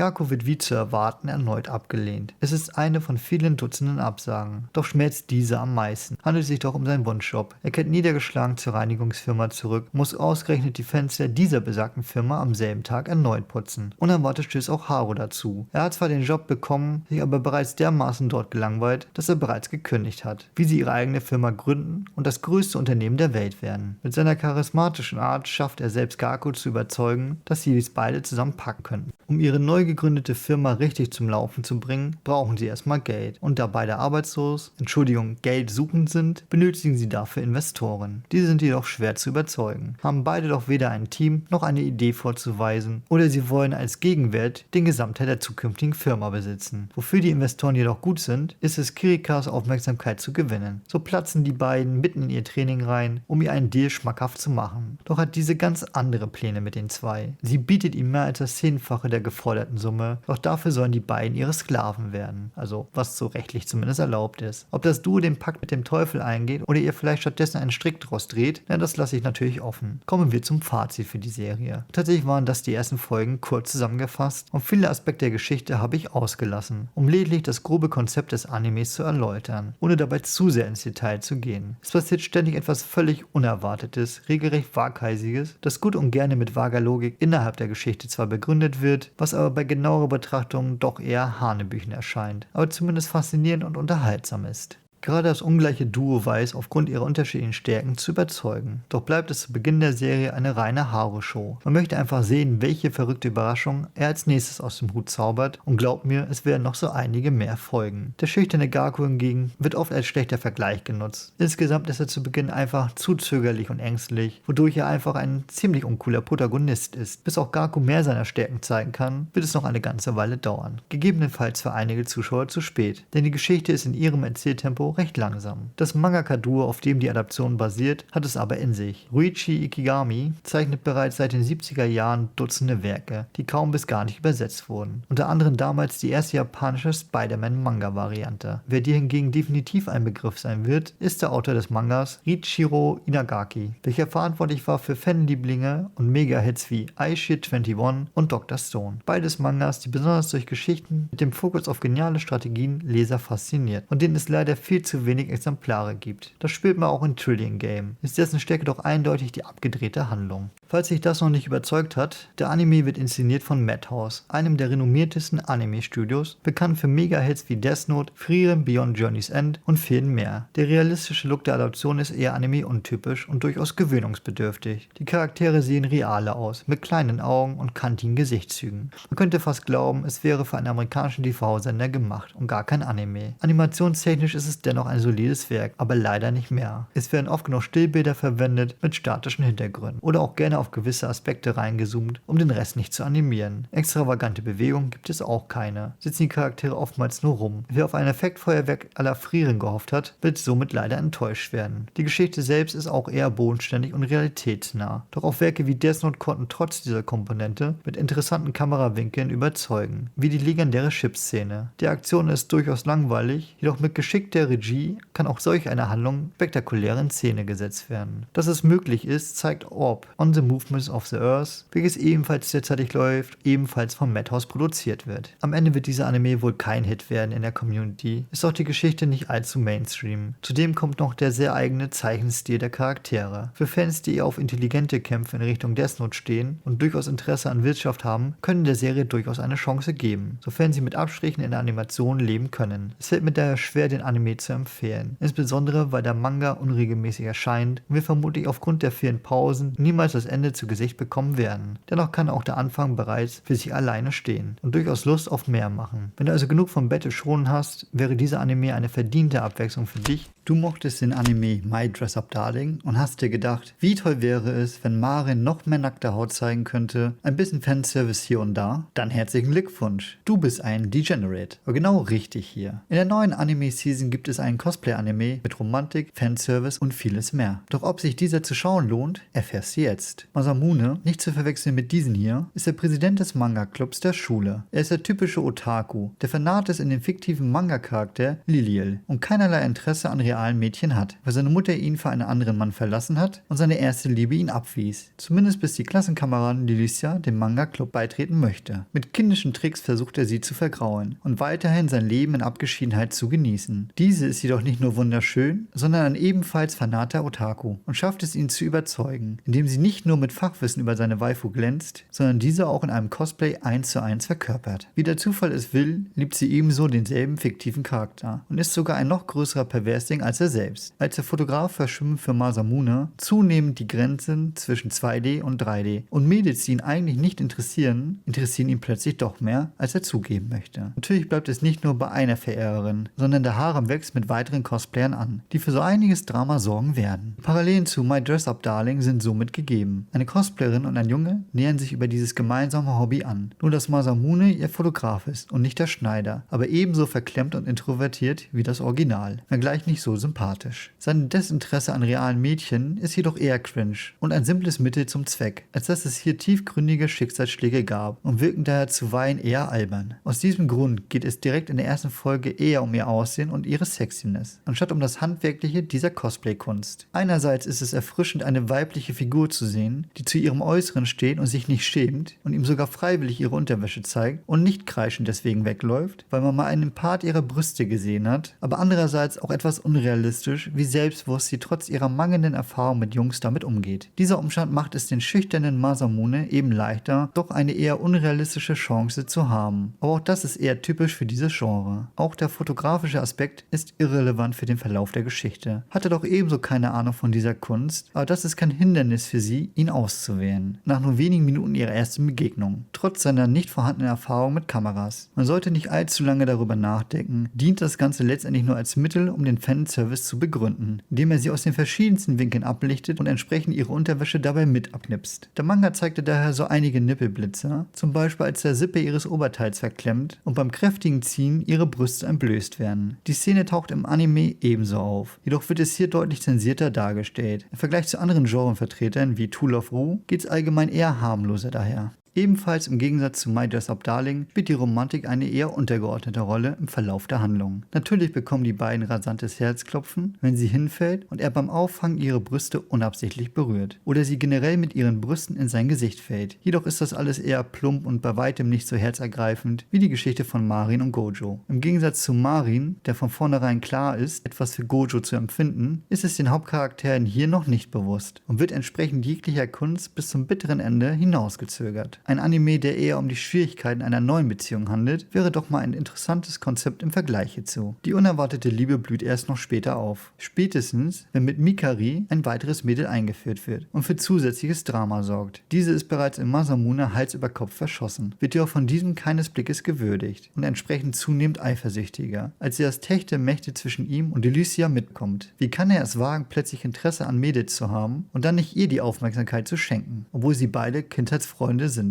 Entschlossen, das Duell nicht zu verlieren, möchte sie Teil des Manga-Clubs werden und mit Hilfe des Cosplayens sein Herz für sich gewinnen. Wenngleich ihr Interesse an dieser Kunstform nicht vorhanden ist, der Autor nutzt leider auch nicht die Chance, aus ihren Augen die Basics zu erläutern, sondern einfach nur als Widersacherin, die eben durch ihre schwarze Haut entsprechend das Gegenstück abbildet, um möglichst viele Zuschauer mit ihrer Präferenz zu versorgen. Zum Glück hat die fiktive Figur Lilia eine Antagonistin, die natürlich genauso aussieht wie sie und entsprechend von ihr gecosplayt wird und sie hier die Chance damit nutzt, mit ihrer üppigen Oberweite ihn zu bezirzen. Wer so weit das Video geschaut hat, sollte darüber nicht verwundert sein und merken, auf welchem Level sich dieser Anime einpendelt. Der Harem wächst wie zu erwarten Stück für Stück heran. Im Anime werden daher noch 2 weitere Mädels auftauchen. Ob der Rest des Casts in weiteren Staffeln dazukommt, bleibt entsprechend abzuwarten. Genügend Material für diese gäbe es zumindest. Interessanterweise ist gerade der Anfang des Mangas unterschiedlich zum späteren Verlauf, welche sich nach dem starken Edgy-Inhalten wirklich mehr auf das Handwerk und eher dem Posen beim Fotoshooting fokussiert, wenngleich weiterhin alles eher oberflächlich bleibt im Vergleich zu My Dress-Up Darling. Auch verliert sich mit dem neuen Fokus der Blick auf das romantische Liebesdreieck und verschiebt diesen eher zu dem Konflikt zwischen den Mädels, wer die meisten Instagram-Follower hat oder die meisten Blicke auf der Cosplay-Convention auf sich zieht. Was leider weniger gelungen ist, ist die Umsetzung des Anime-Studios JC Stuff, welche bereits für die verhunzte Staffel 2 von One Punch Man verantwortlich war und daher ordentlich im Verruf geraten sind bei Anime-Fans, was jedoch unbegründet ist meiner Meinung nach. JC Stuff ist ein Anime-Studio, das schlichtweg pünktlich den absoluten Standard abliefert, zu einem möglichst günstigen Preis und somit bei ein Dutzend Serien jede Saison seine Finger im Spiel hat und entsprechend eher eine typische Massenabfertigung ist. Beauftragt werden sie jedoch von den anderen Studios, die für den Manga und Co. verantwortlich sind und letztendlich sind sie nur ein Dienstleister. Ich glaube, wenn sie wollten und mehr Budget hätten und auch mehr Zeit, würden sie auch bessere Qualität abliefern können. Die Erwartungen sollten daher eher nicht allzu hoch sein, ein bildgewaltiges Spektakel zu erleben. Die Animationen sind daher eher passabel und erfüllen ihren Zweck, lassen aber die Liebe zum Detail leider vermissen. Was echt schade ist, da die Zeichnungen des Mangas vermutlich das Beste an diesem sind. Die wichtigsten Szenen werden nett in Szene gesetzt und entsprechend ausgeschlachtet. Der Wow-Effekt bleibt jedoch aus. Was im Anime noch nicht zu spüren sein wird und erst kommt, wenn es weitere Staffeln geben wird, dass die Geschichte durchaus eintönig geworden ist. Die Mädels cosplayen immer nur Charakteren aus demselben Universum, bestenfalls mit alternativen Kostümen aus den Spin-Offs, wodurch es vorkommt, dass man dasselbe Cosplay schon mehrere Male gesehen hat und somit auch hier der Überraschungseffekt ausbleibt. Hier wurde ganz klar das Potenzial verschenkt, beeindruckende Kostüme zu designen, und wie schwierig es wäre, komplexere Cosplays zu bauen, bleibt daher ungenutzt. Der Mangaka hat sich keinen Gefallen damit getan, dass dieser fiktive Manga innerhalb seiner Geschichte bereits abgeschlossen ist und somit nicht viel Material für Neues bietet. Somit ist es eher erstaunlich, wie man es über 160 Kapitel lang geschafft hat, immer wieder neue Inhalte zu zeigen. Das Voice Acting ist ebenfalls solide und holt vermutlich das Beste raus, was einem die Charaktere und die Geschichte zu bieten haben. Berühmtere Stars in den Synchronrollen wären mir nicht aufgefallen. Negatives gibt es hierzu aber zum Glück auch nicht zu sagen. Jeder Einzelne erfüllt ihren Job, jedoch wird weder dies oder der Anime selbst dem Zuschauer in Erinnerung bleiben.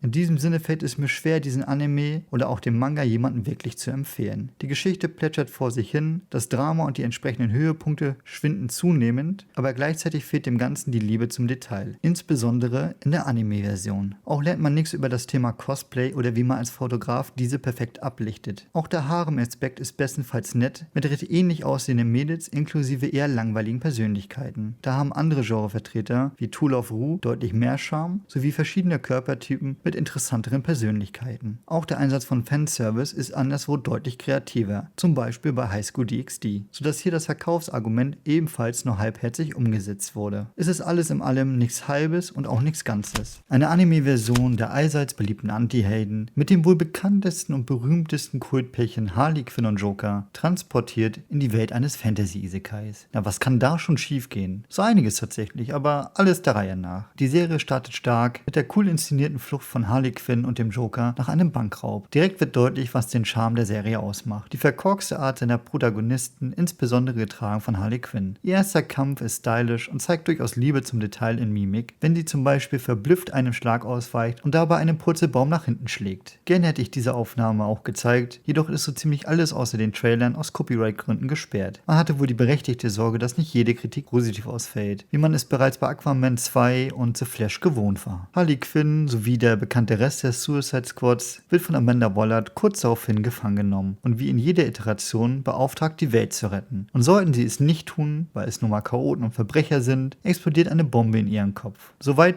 das bekannte Schema. Neu ist der Teil, in dem sie durch ein Portal in eine mittelalterliche Fantasy-Welt gelangen, in denen sie magische Kräfte besitzen. Diese abwechslungsreiche Neuerung hat auch sogleich einen positiven Effekt. Die Serie ist nämlich für DC ungewohnt farbenfroh. Das Design der Monster, Soldaten und Schlösser hingegen wirkt jedoch trist und uninspiriert, regelrecht austauschbar. Auch die Handlung der Geschichte hatte in den ersten 3 Folgen dramaturgische Höhepunkte und wirkte eher nebensächlich. Ein Mittel zum Zweck. Das Skript stammt aus der Feder von keinem geringeren als Toppai Nagatsuki, dem Autor von Re:Zero, von dem ich durchaus mehr erwartet hatte. Jedoch wurde er vermutlich stark eingeschränkt und lieferte somit eine ziemlich unkontroverse Auftragsarbeit nach Standard ab. Der Selling Point ist ganz klar die chaotische Gruppendynamik und die daraus resultierenden Witze, die einen eher zum Schmunzeln als zum Lachen bringen. Die Gruppe wird zum Beispiel gefangen genommen und Clayface kann den Gitterstäben der Zelle entkommen, nur um vom Rest festgehalten zu werden, weil sie ihm die Flucht nicht gönnen. Das ist durchaus amüsant, jedoch weit davon entfernt, an einem Konosuba ranzukommen. Clayface ist nicht nur ein eher neuer Teil der Gruppe im Vergleich zu den Kinofilmen oder dem Videospiel, sondern zum Glück auch wirklich eine Bereicherung für diese. Er ist nicht nur ein erfolgloser Schauspieler, sondern ein Wieb aus vollem Herzen, der durchaus die Rolle eines Erklärers übernimmt und auch dem Cast die Regeln eines Isekais erläutert, dabei selbstverständlich gelegentlich auch mit dem Zuschauer spricht und dabei natürlich die 4. Wand durchbricht. Grundsätzlich nimmt sich die Serie selbst nicht allzu ernst. Sie machen selbstironische Witze über die schlechteren Kinofilme und erwähnen ein Dutzend anderer Warner Bros. Serien wie Game of Thrones und Punkte bei den Hardcore-Fans zusammen. Am Blut in den Kämpfen wird auch nicht gespart, wenn mal wieder King Shark einen Gegner im Ganzen herunterstockt und zerkaut. Die Kämpfe selbst sind eher unspektakulär und wer ein Effektspektakel wie Demon Slayer erwartet, wird definitiv enttäuscht werden. Insbesondere weil der Einsatz von CGI zum Glück selten vorkommt, aber wenn dann relativ unterirdisch ist. Was hier zeichnerisch abgeliefert wird, ist bestenfalls als Standard zu bewerten. Auch hier hätte ich von dem Animationsstudio WIT, bekannt für krass inszenierte Kämpfe der ersten Attack on Titan Staffeln, sowie den liebenswerten Spy Family Family deutlich mehr erwartet. Zum Beispiel wird in einem der Kämpfe Disco-Licht verwendet, inklusive Thriller-Dance der Gegner, was eher wie ein aufgesetztes Gimmick wirkte und dem Level eines Instagram-Filters entsprach. Die Musik befindet sich auf demselben Niveau. Das rein instrumentale Intro war ein netter Versuch, der letztendlich nicht zünden möchte. Und auch der Song aus dem Ending, der VTuberin Muriel Calliope, gehört eher zu ihren schwächeren Werken. Es fehlt der Musik auch in den Kämpfen an Wumms, ganz im Gegensatz zu den sehr gelungenen Synchronstimmen der Sprecher und Sprecherinnen, bei dem sich auch die englische Variante nicht hinter dem Original verstecken muss. Trotz all dem Durchschnitt und den okayen Momenten verflog die Zeit wie im Flug, sodass ich in kürzester Zeit die bisher veröffentlichten Folgen an einem Stück durchgeguckt habe. Langeweile kam dabei keine auf. Aber wirklich an etwas erinnern werde ich mich ebenso nicht. Ist der Suicide Squad Anime daher schlecht? Nein, keinesfalls. Vor allem, wenn man es mit Genrevertretern wie dem Getränkeautomaten Isekai vergleicht, gehört er eher zu den besseren. Vergleicht man es jedoch mit den besseren Animes, egal aus welchem Genre, wäre hier durchaus mehr drin gewesen und bleibt weit hinter meinen Erwartungen zurück. Ganz im Gegensatz zu denen von DC. Diese haben bereits angekündigt, sehr viel mehr in Anime zu investieren und weitere Serien zu veröffentlichen. Ein Nachfolger von Batman Ninja ist bereits angekündigt und bei den geplanten 10 Folgen dieser Serie wird es vermutlich auch nicht bleiben. Ich zumindest werde auch den Rest anschauen und ein wenig dem verschenkten Potenzial nachweinen.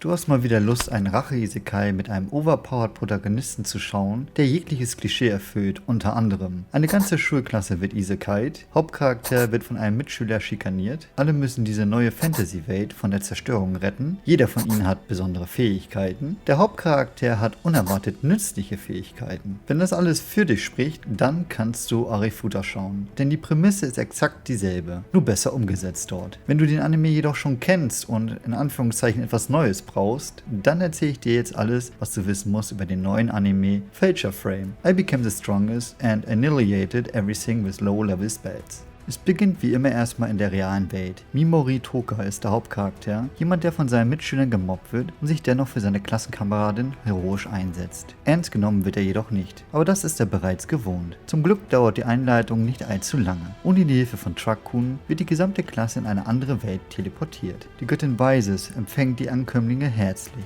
Sie sind Abenteurer aus einer anderen Welt mit besonderen Fähigkeiten. Deren Mission es ist, diese Welt vom ultimativen Bösen zu befreien, was in den bisherigen Versuchen offensichtlich nicht gelungen ist. Andernfalls müsste nicht erneut eine Schulklasse transportiert werden. Die gesamte Schulklasse ist interessanterweise in keinster Art und Weise verwundert darüber und akzeptiert jeglichen ihrer Umstände umgehend. Für sie scheint es völlig normal zu sein, in eine neue Welt mit neuen Fähigkeiten, in der sie plötzlich gegen Monster kämpfen müssen, transportiert zu werden. Scheinbar Standard unter japanischen Schülern, die nichts davon in Frage stellen, dank Videospielen und Animes. Aus diesem Grund ist auch der Lehrer eher an der üppigen Oberweite der Göttin interessiert, als sich um sein Überleben und der seiner Schüler zu kümmern. Es ist tatsächlich auch verständlich. Das Charakterdesign der Göttin ist nebenbei erwähnt wundervoll, vermutlich auch der Grund, wieso viele dieser Anime überhaupt eine Chance geben. Jeder der Schüler muss eine Kugel berühren, um seine Fertigkeiten und Statuspunkte zu messen. Ganz klassisch wie in vielen anderen Anime. Jeder von ihnen hat ein besonderes Talent. Die Gruppe ist entsprechend aufgeregt, über die neu gewonnenen Kräfte, wie Feuerbälle oder Blitze schießen zu können. Der Großteil von ihnen erhält die Standard-Rankings von B und A. Der Klassenschönling hingegen übertrifft klischeehaft alle und bringt sogar das Messgerät zum Platzen. Auch ein einziges Mobbing-Opfer, dem der Hauptcharakter zur Seite stand, hat ein höheres Ranking erhalten. Er sieht jetzt natürlich seine Chance, die Rangordnung innerhalb der Klasse deutlich zu verbessern und braucht rattenmenschartig nicht lange, um einen Höhenflug zu kriegen. Insbesondere als sich herausstellt, dass einer unter ihnen der schwächste und unfähigste ist und somit das unterste Glied der Kette wird. Mimori, der Hauptcharakter, wie gesagt, erhält als einziger den Rang E, mit der Fähigkeit, die Stati seiner Gegner zu verändern. Er kann sein Gegenüber entweder vergiften oder paralysieren, was an sich gar nicht so unnützlich klingt, bis die Göttin allesamt darüber aufklärt, dass Statuseffekte nichts in dieser Welt taugen und einfach nicht verwendet werden können. Was natürlich kurios ist, da er sie trotzdem erhalten hat.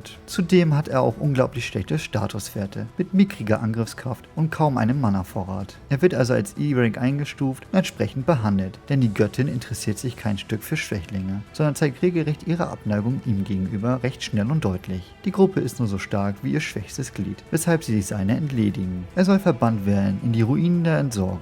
Ein wahrlich passender Titel für einen Dungeon. Abgesehen von dem kürzlich gemobbten Mädel steht auch keiner für ihn ein. Somit ist der Racheplot simpel. Allesamt sind Arschlöcher, insbesondere die sexy Göttin selbst. In den Ruinen angekommen, taucht auch bereits das erste Monster auf. Er schreit verzweifelt seine Fähigkeit Paralysieren und hält es zeitweise davon ab, sich zu bewegen, wie es zu erwarten war bei der Fertigkeit. Etwas, das laut der Göttin unmöglich wäre.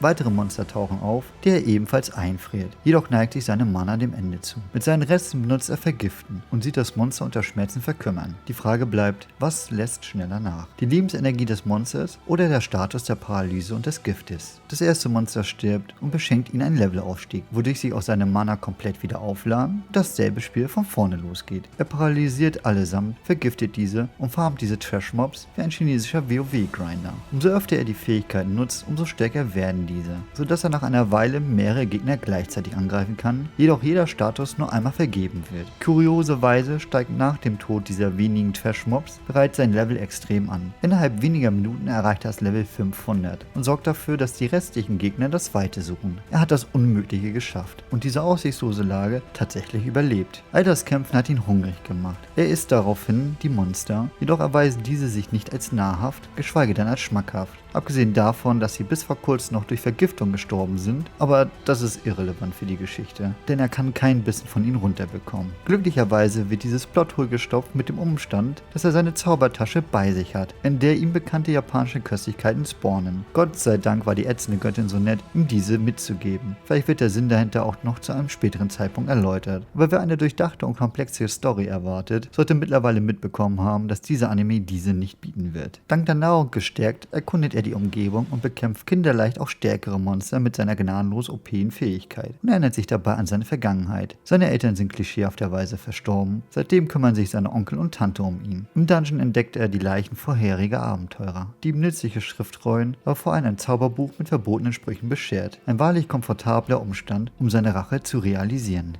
Der Boss des Dungeons ist ein sogenannter Seelenfresser, der aussieht wie ein fliegender Medusa-Kopf. Dieser kann nicht nur Laser verschießen und schreien, sondern die seelenlosen Körper vergangener Abenteurer auskotzen und diese wie Puppen auf den Angreifer jagen. Mimore verzweifelt offensichtlich daran, einzige Menschen anzugreifen und der Seelenfresser nähert sich an seine schmackhaften Angst, spielt regelrecht mit ihm, wie eine Katze mit ihrer Beute. Jedoch wäre das kein OP-Rache-Isekai-Anime, wenn sein Leben so enden würde. Seine Verzweiflung war nur gespielt, bis das Monster unachtsam wird und sich ihm nah genug genähert hat. Teenager springen jetzt vermutlich entzückt auf, wie cool dieser Charakter doch ist. Erwachsene fragen sich an dieser Stelle, wieso das Monster den Geschmack von realer Furcht und vorgespielter nicht unterscheiden kann. Wie der Rest wird auch der Seelenfresser auf die gleiche Art und Weise gezwungen und offenbart den Orb, um den Dungeon zu verlassen, worauf seine erste Begleiterin treffen wird. Noch so manch anderer der Gruppe folgen wird. Das war zumindest der Inhalt der ersten 2 Folgen und was soll ich sagen? Ich habe mir deutlich mehr von der Geschichte erhofft. Vor allem, dass sie etwas schneller voranschreiten würde, da der Anfang nicht ganz so interessant ist. Das Kampfmuster von Paralysieren und anschließend Vergiften ist absolut unspektakulär und dennoch wird die Geschichte bereits von Anfang an in die Länge gezogen. Hier hätte man deutlich kompakter durchgehen können, um zu den hoffentlich interessanteren Parts schneller zu gelangen.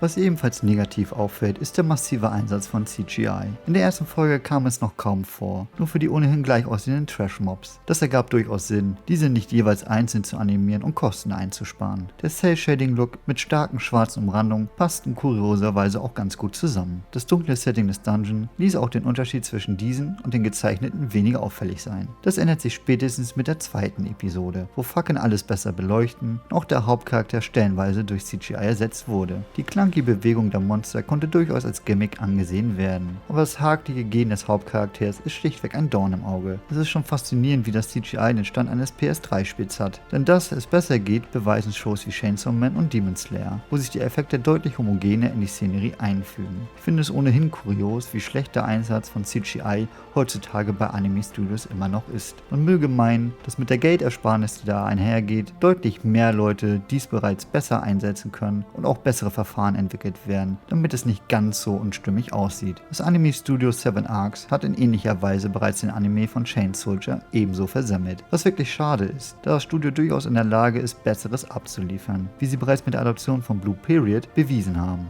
Was kann man noch über diesen Anime sagen? Die Musik ist entsprechend der Umstände einfach passend, aber nicht wirklich herausragend. Zumindest nichts, was einem positiv auffällt, aber auch nicht negativ die Erfahrung beeinflusst. Coole Schwertkämpfe oder interessantes Monsterdesign sucht man ebenfalls vergeblich. Könnt ihr mir vorstellen, dass im Verlauf der Geschichte noch coole Fähigkeiten freigeschaltet werden. Insbesondere zum Finale, wenn es gegen die Göttin angeht. Doch ob der Anime bis dahin kommt, geschweige denn, dass man bis dahin abwarten möchte, wage ich zu bezweifeln. Der Anime basiert wie viele andere auf einer recht erfolgreichen Light Novel, deren Inhalt genauso spärlich ist wie Bekleidung der darauf abgebildeten Frauen. Nicht jede Geschichte muss ein komplexes Meisterwerk sein. Demon Slayer beweist, dass eine simple Story spektakulär umgesetzt sein kann oder auch gefühlstechnisch den Zuschauer berühren kann, ohne diesen mit grandiosen Plot-Twists zu überraschen. Nichts davon wird hier geboten. Die Prämisse ist 0815 und die Gimmick-Points wie das Kampfsystem recht schnell ausgelutscht. Wer Lust auf einen hirnlosen Isekai hat, wird sicherlich seine Freude hieran finden. Jeder andere wird sich eher verarscht fühlen, damit seine Zeit zu verschwenden. In diesem neuen Isekai-Anime kann der Hauptcharakter einfach nicht sterben, egal wie vergeblich er es auch versucht.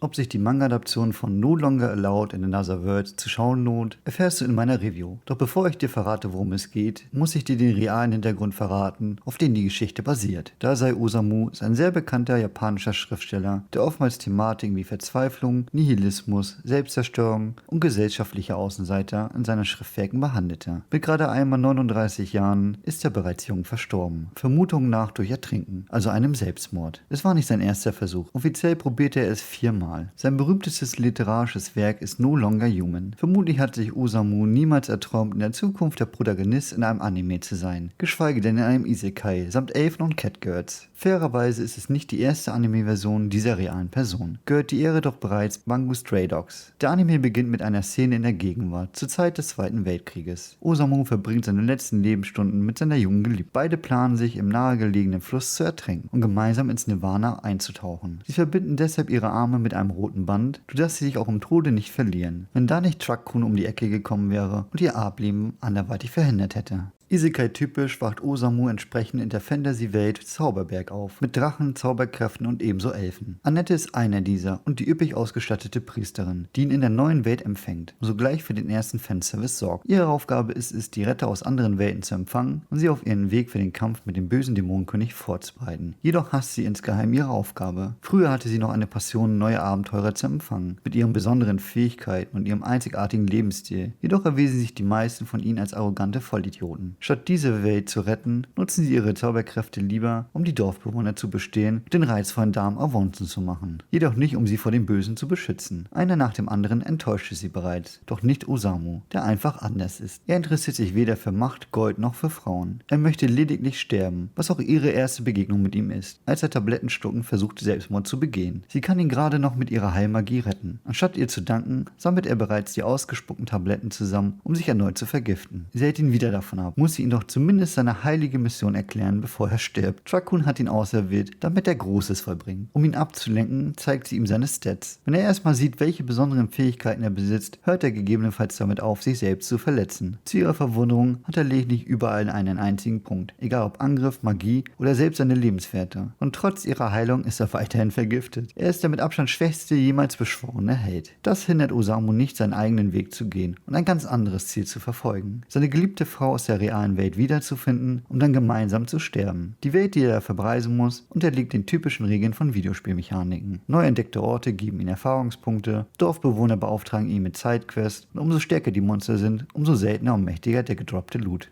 In seiner Nähe wird Tama, ein Catgirl, von einem Baumstammmonster angegriffen. Dessen Tentakeln rakeln sich um ihre Gelenke und lassen sie Fanservice-typisch nicht nur in eklatanten Posen hängen, sondern sie auch vor Schmerzen aufstöhnen lassen. Die Erwartung wäre, dass Osamu mit einem mächtigen Zauberspruch das Monster bezwingt. Doch stattdessen wird er in Windeseile ebenfalls vom Monster in die Höhe gezogen und kriegt seine geringe Lebensenergie ausgesaugt. Osamu sehnt sich dem Tod entgegen, doch hat das Leben anderes mit ihm vor. Na, erinnerst du dich daran, als ich erwähnte, dass er trotz Heilung der Priesterin weiterhin vergiftet ist? Dieser Zustand kommt ihm jetzt zugute, da das Monster mit seinem Lebensraub sich selbst vergiftet und entsprechend bezwungen wird. Die erhaltenen Erfahrungspunkte bescheren ihm ein Level-Up, doch ist er weiterhin desinteressiert daran, die neuen Fähigkeiten zu nutzen. Ganz im Gegensatz zu Tama, die nach ihrer Rettung sehr an ihn interessiert ist und ihren Retter daraufhin begleiten möchte. Auch die Elfenpriesterin Annette stoßt anschließend zur Gruppe dazu. Das passiert zugegebenerweise etwas unerwartet. Der Start, wie sich diese Gruppe zusammenschließt, wirkt auf mich eher weniger befriedigend. Ich weiß weder, was die Priesterin Besonderes an ihm sieht, ist er doch offensichtlich zum Scheitern verurteilt, noch wieso das Catgirl ihn bewundert, trotz seines kläglichen Scheiterns bei ihrer Rettung. Beide zusammen dürfen Osamu durch einen Sarg zur nächsten Stadt ziehen. Das geschieht recht grundlos, wirkt durchaus aufgesetzt und ohne große Gegenwehr der beiden. Ganz im Gegenteil. Beide kämpfen von Anfang an um seine Aufmerksamkeit, als wären sie unsterblich in ihn verliebt. Annette verbietet eifersüchtig den Körperkontakt zwischen ihnen, sehnt sich jedoch selbst nach seiner Berührung. Die freizügige Tama hingegen ist weniger keusch und wird auch im Verlauf der Geschichte nicht nur touchy bleiben, sondern auch gelegentlich noch mehr Haut zeigen, als ohnehin schon. Das Charakterdesign sticht durchaus hervor im Vergleich zu anderen generischen Fantasy-Animes. Jedoch können ihre Persönlichkeiten nicht klischeehafter und langweiliger sein, selbst wenn man sich darum bemühen würde.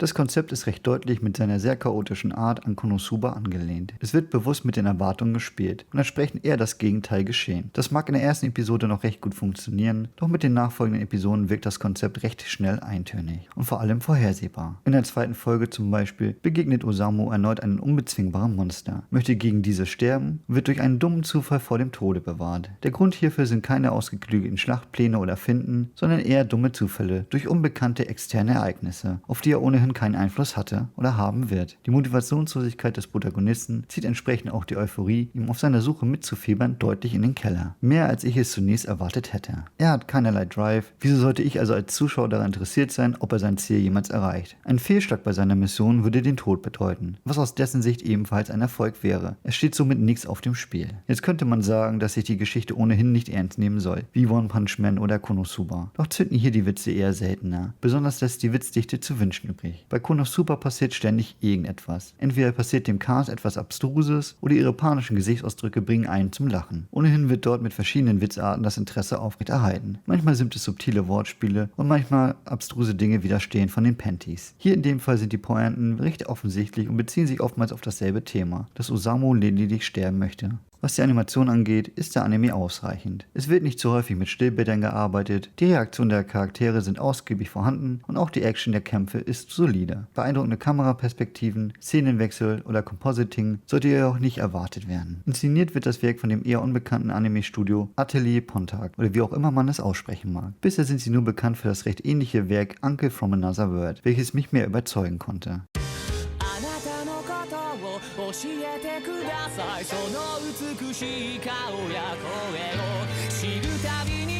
Hervorzuheben ist das gelungene Intro im Stil alter japanischer Gemälde sowie die Mosaiken von Kirchenfenstern. Der energiegeladene Song erinnert mich an Klassikern wie das Digimon-Intro.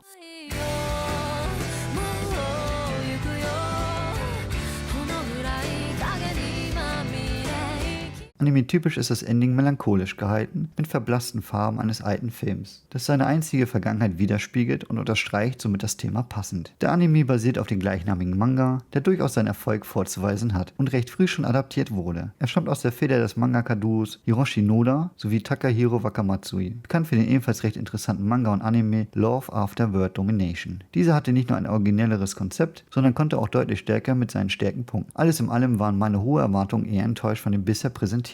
Das interessante Konzept der melancholischen Selbstmörders ist letztendlich die Fessel, die das Korsett der Geschichte arg einengt und schlichtweg sein Untergang ist. Es hat eine gewisse Ironie, dass die größte Stärke der Serie ebenfalls dessen größte Schwäche ist. Wer also Lust auf einen witzigen Anime hat, ist besser daran gelegen, den ebenfalls neuen Anime My Dear Friend Shikanoko zu schauen. Spätestens seit Corona ist nicht nur Streaming super populär, insbesondere VTuber dominieren Twitch als lebensechte Waifu-Figuren in jeglicher Form. Ob Fabelwesen, Catgirl oder als Objekte. Alles, was das Herz begehrt, wird hier geboten. Jedoch hat der Erfolg auch seine Schattenseiten. Fans steigern sich im parasocial Verhalten und Fantasien, als wären sie mit den Streamern in einer Beziehung. Und umso energischer wird jeder Hinweis verfolgt, ob der nächste Collab mit einem Streamer des anderen Geschlechts der eindeutige Beweis ist, dass diese zusammen sind. Schnell brodelt die Gerüchteküche in einer Branche, in der das perfekte Ideal überlebenswichtig ist und es eher um ein perfektes Außenbildnis geht, als um Inhalte. Reactions als Content-Szenen sei mal dahingestellt. In diesem toxischen Verhältnis zu den Fans muss eben die Realität oftmals der Fiktion weichen, zumindest um den Mega-Erfolg zu sichern, und wenn nicht, wissen YouTube-Drama-Channels das Ganze genügend auszuschlachten. Und Mensch, gibt es viele davon. Wer kann es ihnen verübeln, wenn kurze Clips aus Streams Hunderttausende von Views generieren und man mit ihnen richtig viel Geld verdienen kann. Den größten Skandal in der Branche durfte jedoch die VTuberin Awayuki Kokorone über sich ergehen lassen, als sie nach einem mittelmäßig erfolgreichen Stream vergaß, diesen zu beenden und genüsslich ihren Frust in Alkohol runterspülte. Das alles, während sie live blieb. Was Was daraufhin geschah, sollte das Leben der jungen VTuberin für immer verändern. Das Ganze klingt zugegebenerweise dramatischer, als es in Wahrheit ist. Denn das ist die Prämisse des neuen Animes VTuber Legend. How I went viral after forgetting to turn off my stream. Die VTuberin begießt ihr Leid mit leckerem Strong Zero, einem starken Mischgetränk aus Japan, und benimmt sich wie der größte Gooner, als sie die Streams anderer VTuberinnen schaut. Sie macht anzügliche Kommentare über deren heißes Aussehen oder dass sie mit ihnen Kindern haben möchte. Sie nimmt absolut kein Blatt vor den Mund und lässt auch ihren Frust und Neid freien Lauf. Über den Verlauf der Nacht sammelt sie neue Zuschauerrekorde, ohne dies zu bemerken. Denn die Fans feiern sie, dass sie einer von ihnen ist, bis sie völlig besoffen ins Bett geht. Am nächsten Morgen wacht sie nicht nur mit einem fetten Kater auf, sondern wird von ihrer Managerin geweckt, dass über Nacht ihre Popularität explodiert ist, Corona ahnt Schreckliches und glaubt gecancelt worden zu sein, darf aber zur Überraschung feststellen, dass ihre ungezügelte Art super bei den Zuschauern angekommen ist. Virale Clips, die sie vor Scham zu Boden versinken lassen,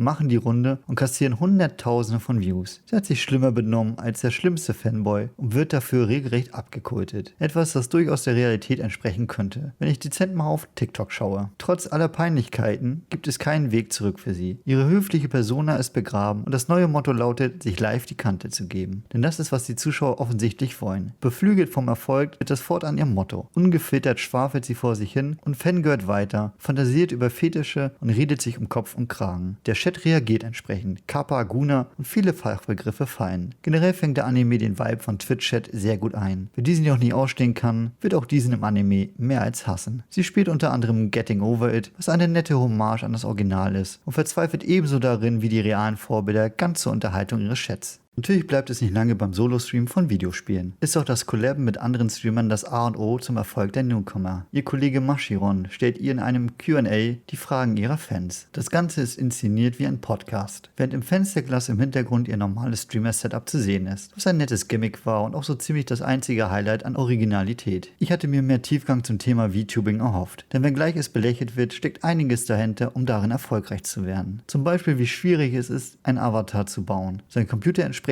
einzurichten oder der recht statischen Anime-Figur überhaupt Leben einzuhauchen. All das wird entweder übergangen oder nur sehr oberflächlich erwähnt. Mashiron erstellt ihr einen neuen Avatar kostenlos in nur wenigen Stunden. Etwa das mit Pech Tausende von Euro kosten würde, ganz zu schweigen von Scammern. Oder zumindest sehr viel Zeit frisst, wenn man es nicht selber machen kann. Auch dass es keinerlei kritisches Feedback nach dem besoffenen Stream gibt, ist eher unwahrscheinlich. Es gibt auch sonst nicht irgendwelche Kontroversen, was auch eher unwahrscheinlich ist, wenn ich mir das aktuelle MrBeast und andere Leute Drama ansehe. Vor allem, dass plötzlich keine Hater kommen, trotz des Erfolges ihrerseits. Das alles ist vor allem verschenktes Potenzial für ordentlich Drama. Denn ohne dieses dümpelt der Anime sehr vor sich hin. Als Anituber hätte ich mir persönlich gewünscht, ihre Angst zu sehen, wenn sie zum Beispiel einen Strike für diese Eskapade erhält und wie sie darauf mit ihrem Content reagiert. Ob sie vielleicht weniger schlimme Sachen sagt oder einfach eine Pause einlegt. Auch die Abhängigkeit ihrerseits der Plattform wird nicht gezeigt. Unter welchem Druck und Unsicherheit sie sich an schwammige Guidelines halten muss, damit sie eben nicht ihren Arbeitsplatz verliert. Wenn solche Probleme erwähnt werden, sind diese regelrecht innerhalb weniger Minuten ohne Konsequenzen auch sofort wieder gelöst. Der Anime ist eher eine Slice-of-Life-Geschichte, die nur das Thema VTubing als Gimmick benutzt, anstatt diese Tiefe zu ergründen, was wirklich jammerschade ist. Weitere Collabs mit anderen Streamerinnen folgen, bei denen sie unter anderem Karaoke singen. Das Design der Charaktere ist durch die Bank weg einfallslos. Von einer typischen Dämonin bis hin zu einem Kitsune-Charakter sind die klassischen Monster Girls allesamt vertreten. Was ebenfalls merkwürdig war, ist auch, dass die Real-Life-Varianten der Charaktere ihrem VTuber-Avatar entsprechen. Vermutlich, um es leichter für den Zuschauer zu machen. Auch hier wird das Potenzial nicht genutzt, den realen Menschen dahinter in sehr differenzierter Form von seiner Online-Persönlichkeit zu trennen. Zum Beispiel ein eher hässlicher Streamer, der dank seines Personas seine Schüchternheit überwindet und aufblüht, wäre ein interessanter Aspekt für eine Geschichte gewesen. Drama ist wie gesagt eher Mangelware. Ebenso Witz oder interessante Charaktere, mit denen man mitfiebern kann. Alles ist recht oberflächlich und seicht gehalten. Da können andere Anime wie Agretsuko über die Qualen eines Bürojobs mit Tierfabeln mit deutlich mehr Charme punkten. Gerade die Dualität zwischen Persona und realen Leben hätte Potenzial gehabt. Von daher stellt sich mir die Frage, wer die Zielgruppe dieses Animes sein soll. Man möge meinen, es wären Fans von VTubern, doch denen würde ich eher empfehlen, einfach einen realen Streamer auf Twitch stattdessen zu schauen. Mit dem Konzept wäre deutlich mehr drin gewesen, wie der ebenfalls derzeitig laufende Anime Madoka Midnight Punch beweist, wenngleich es dort eher um YouTuber geht. Dieser ist nicht nur deutlich besser animiert, sondern erzählt auch eine interessantere Geschichte.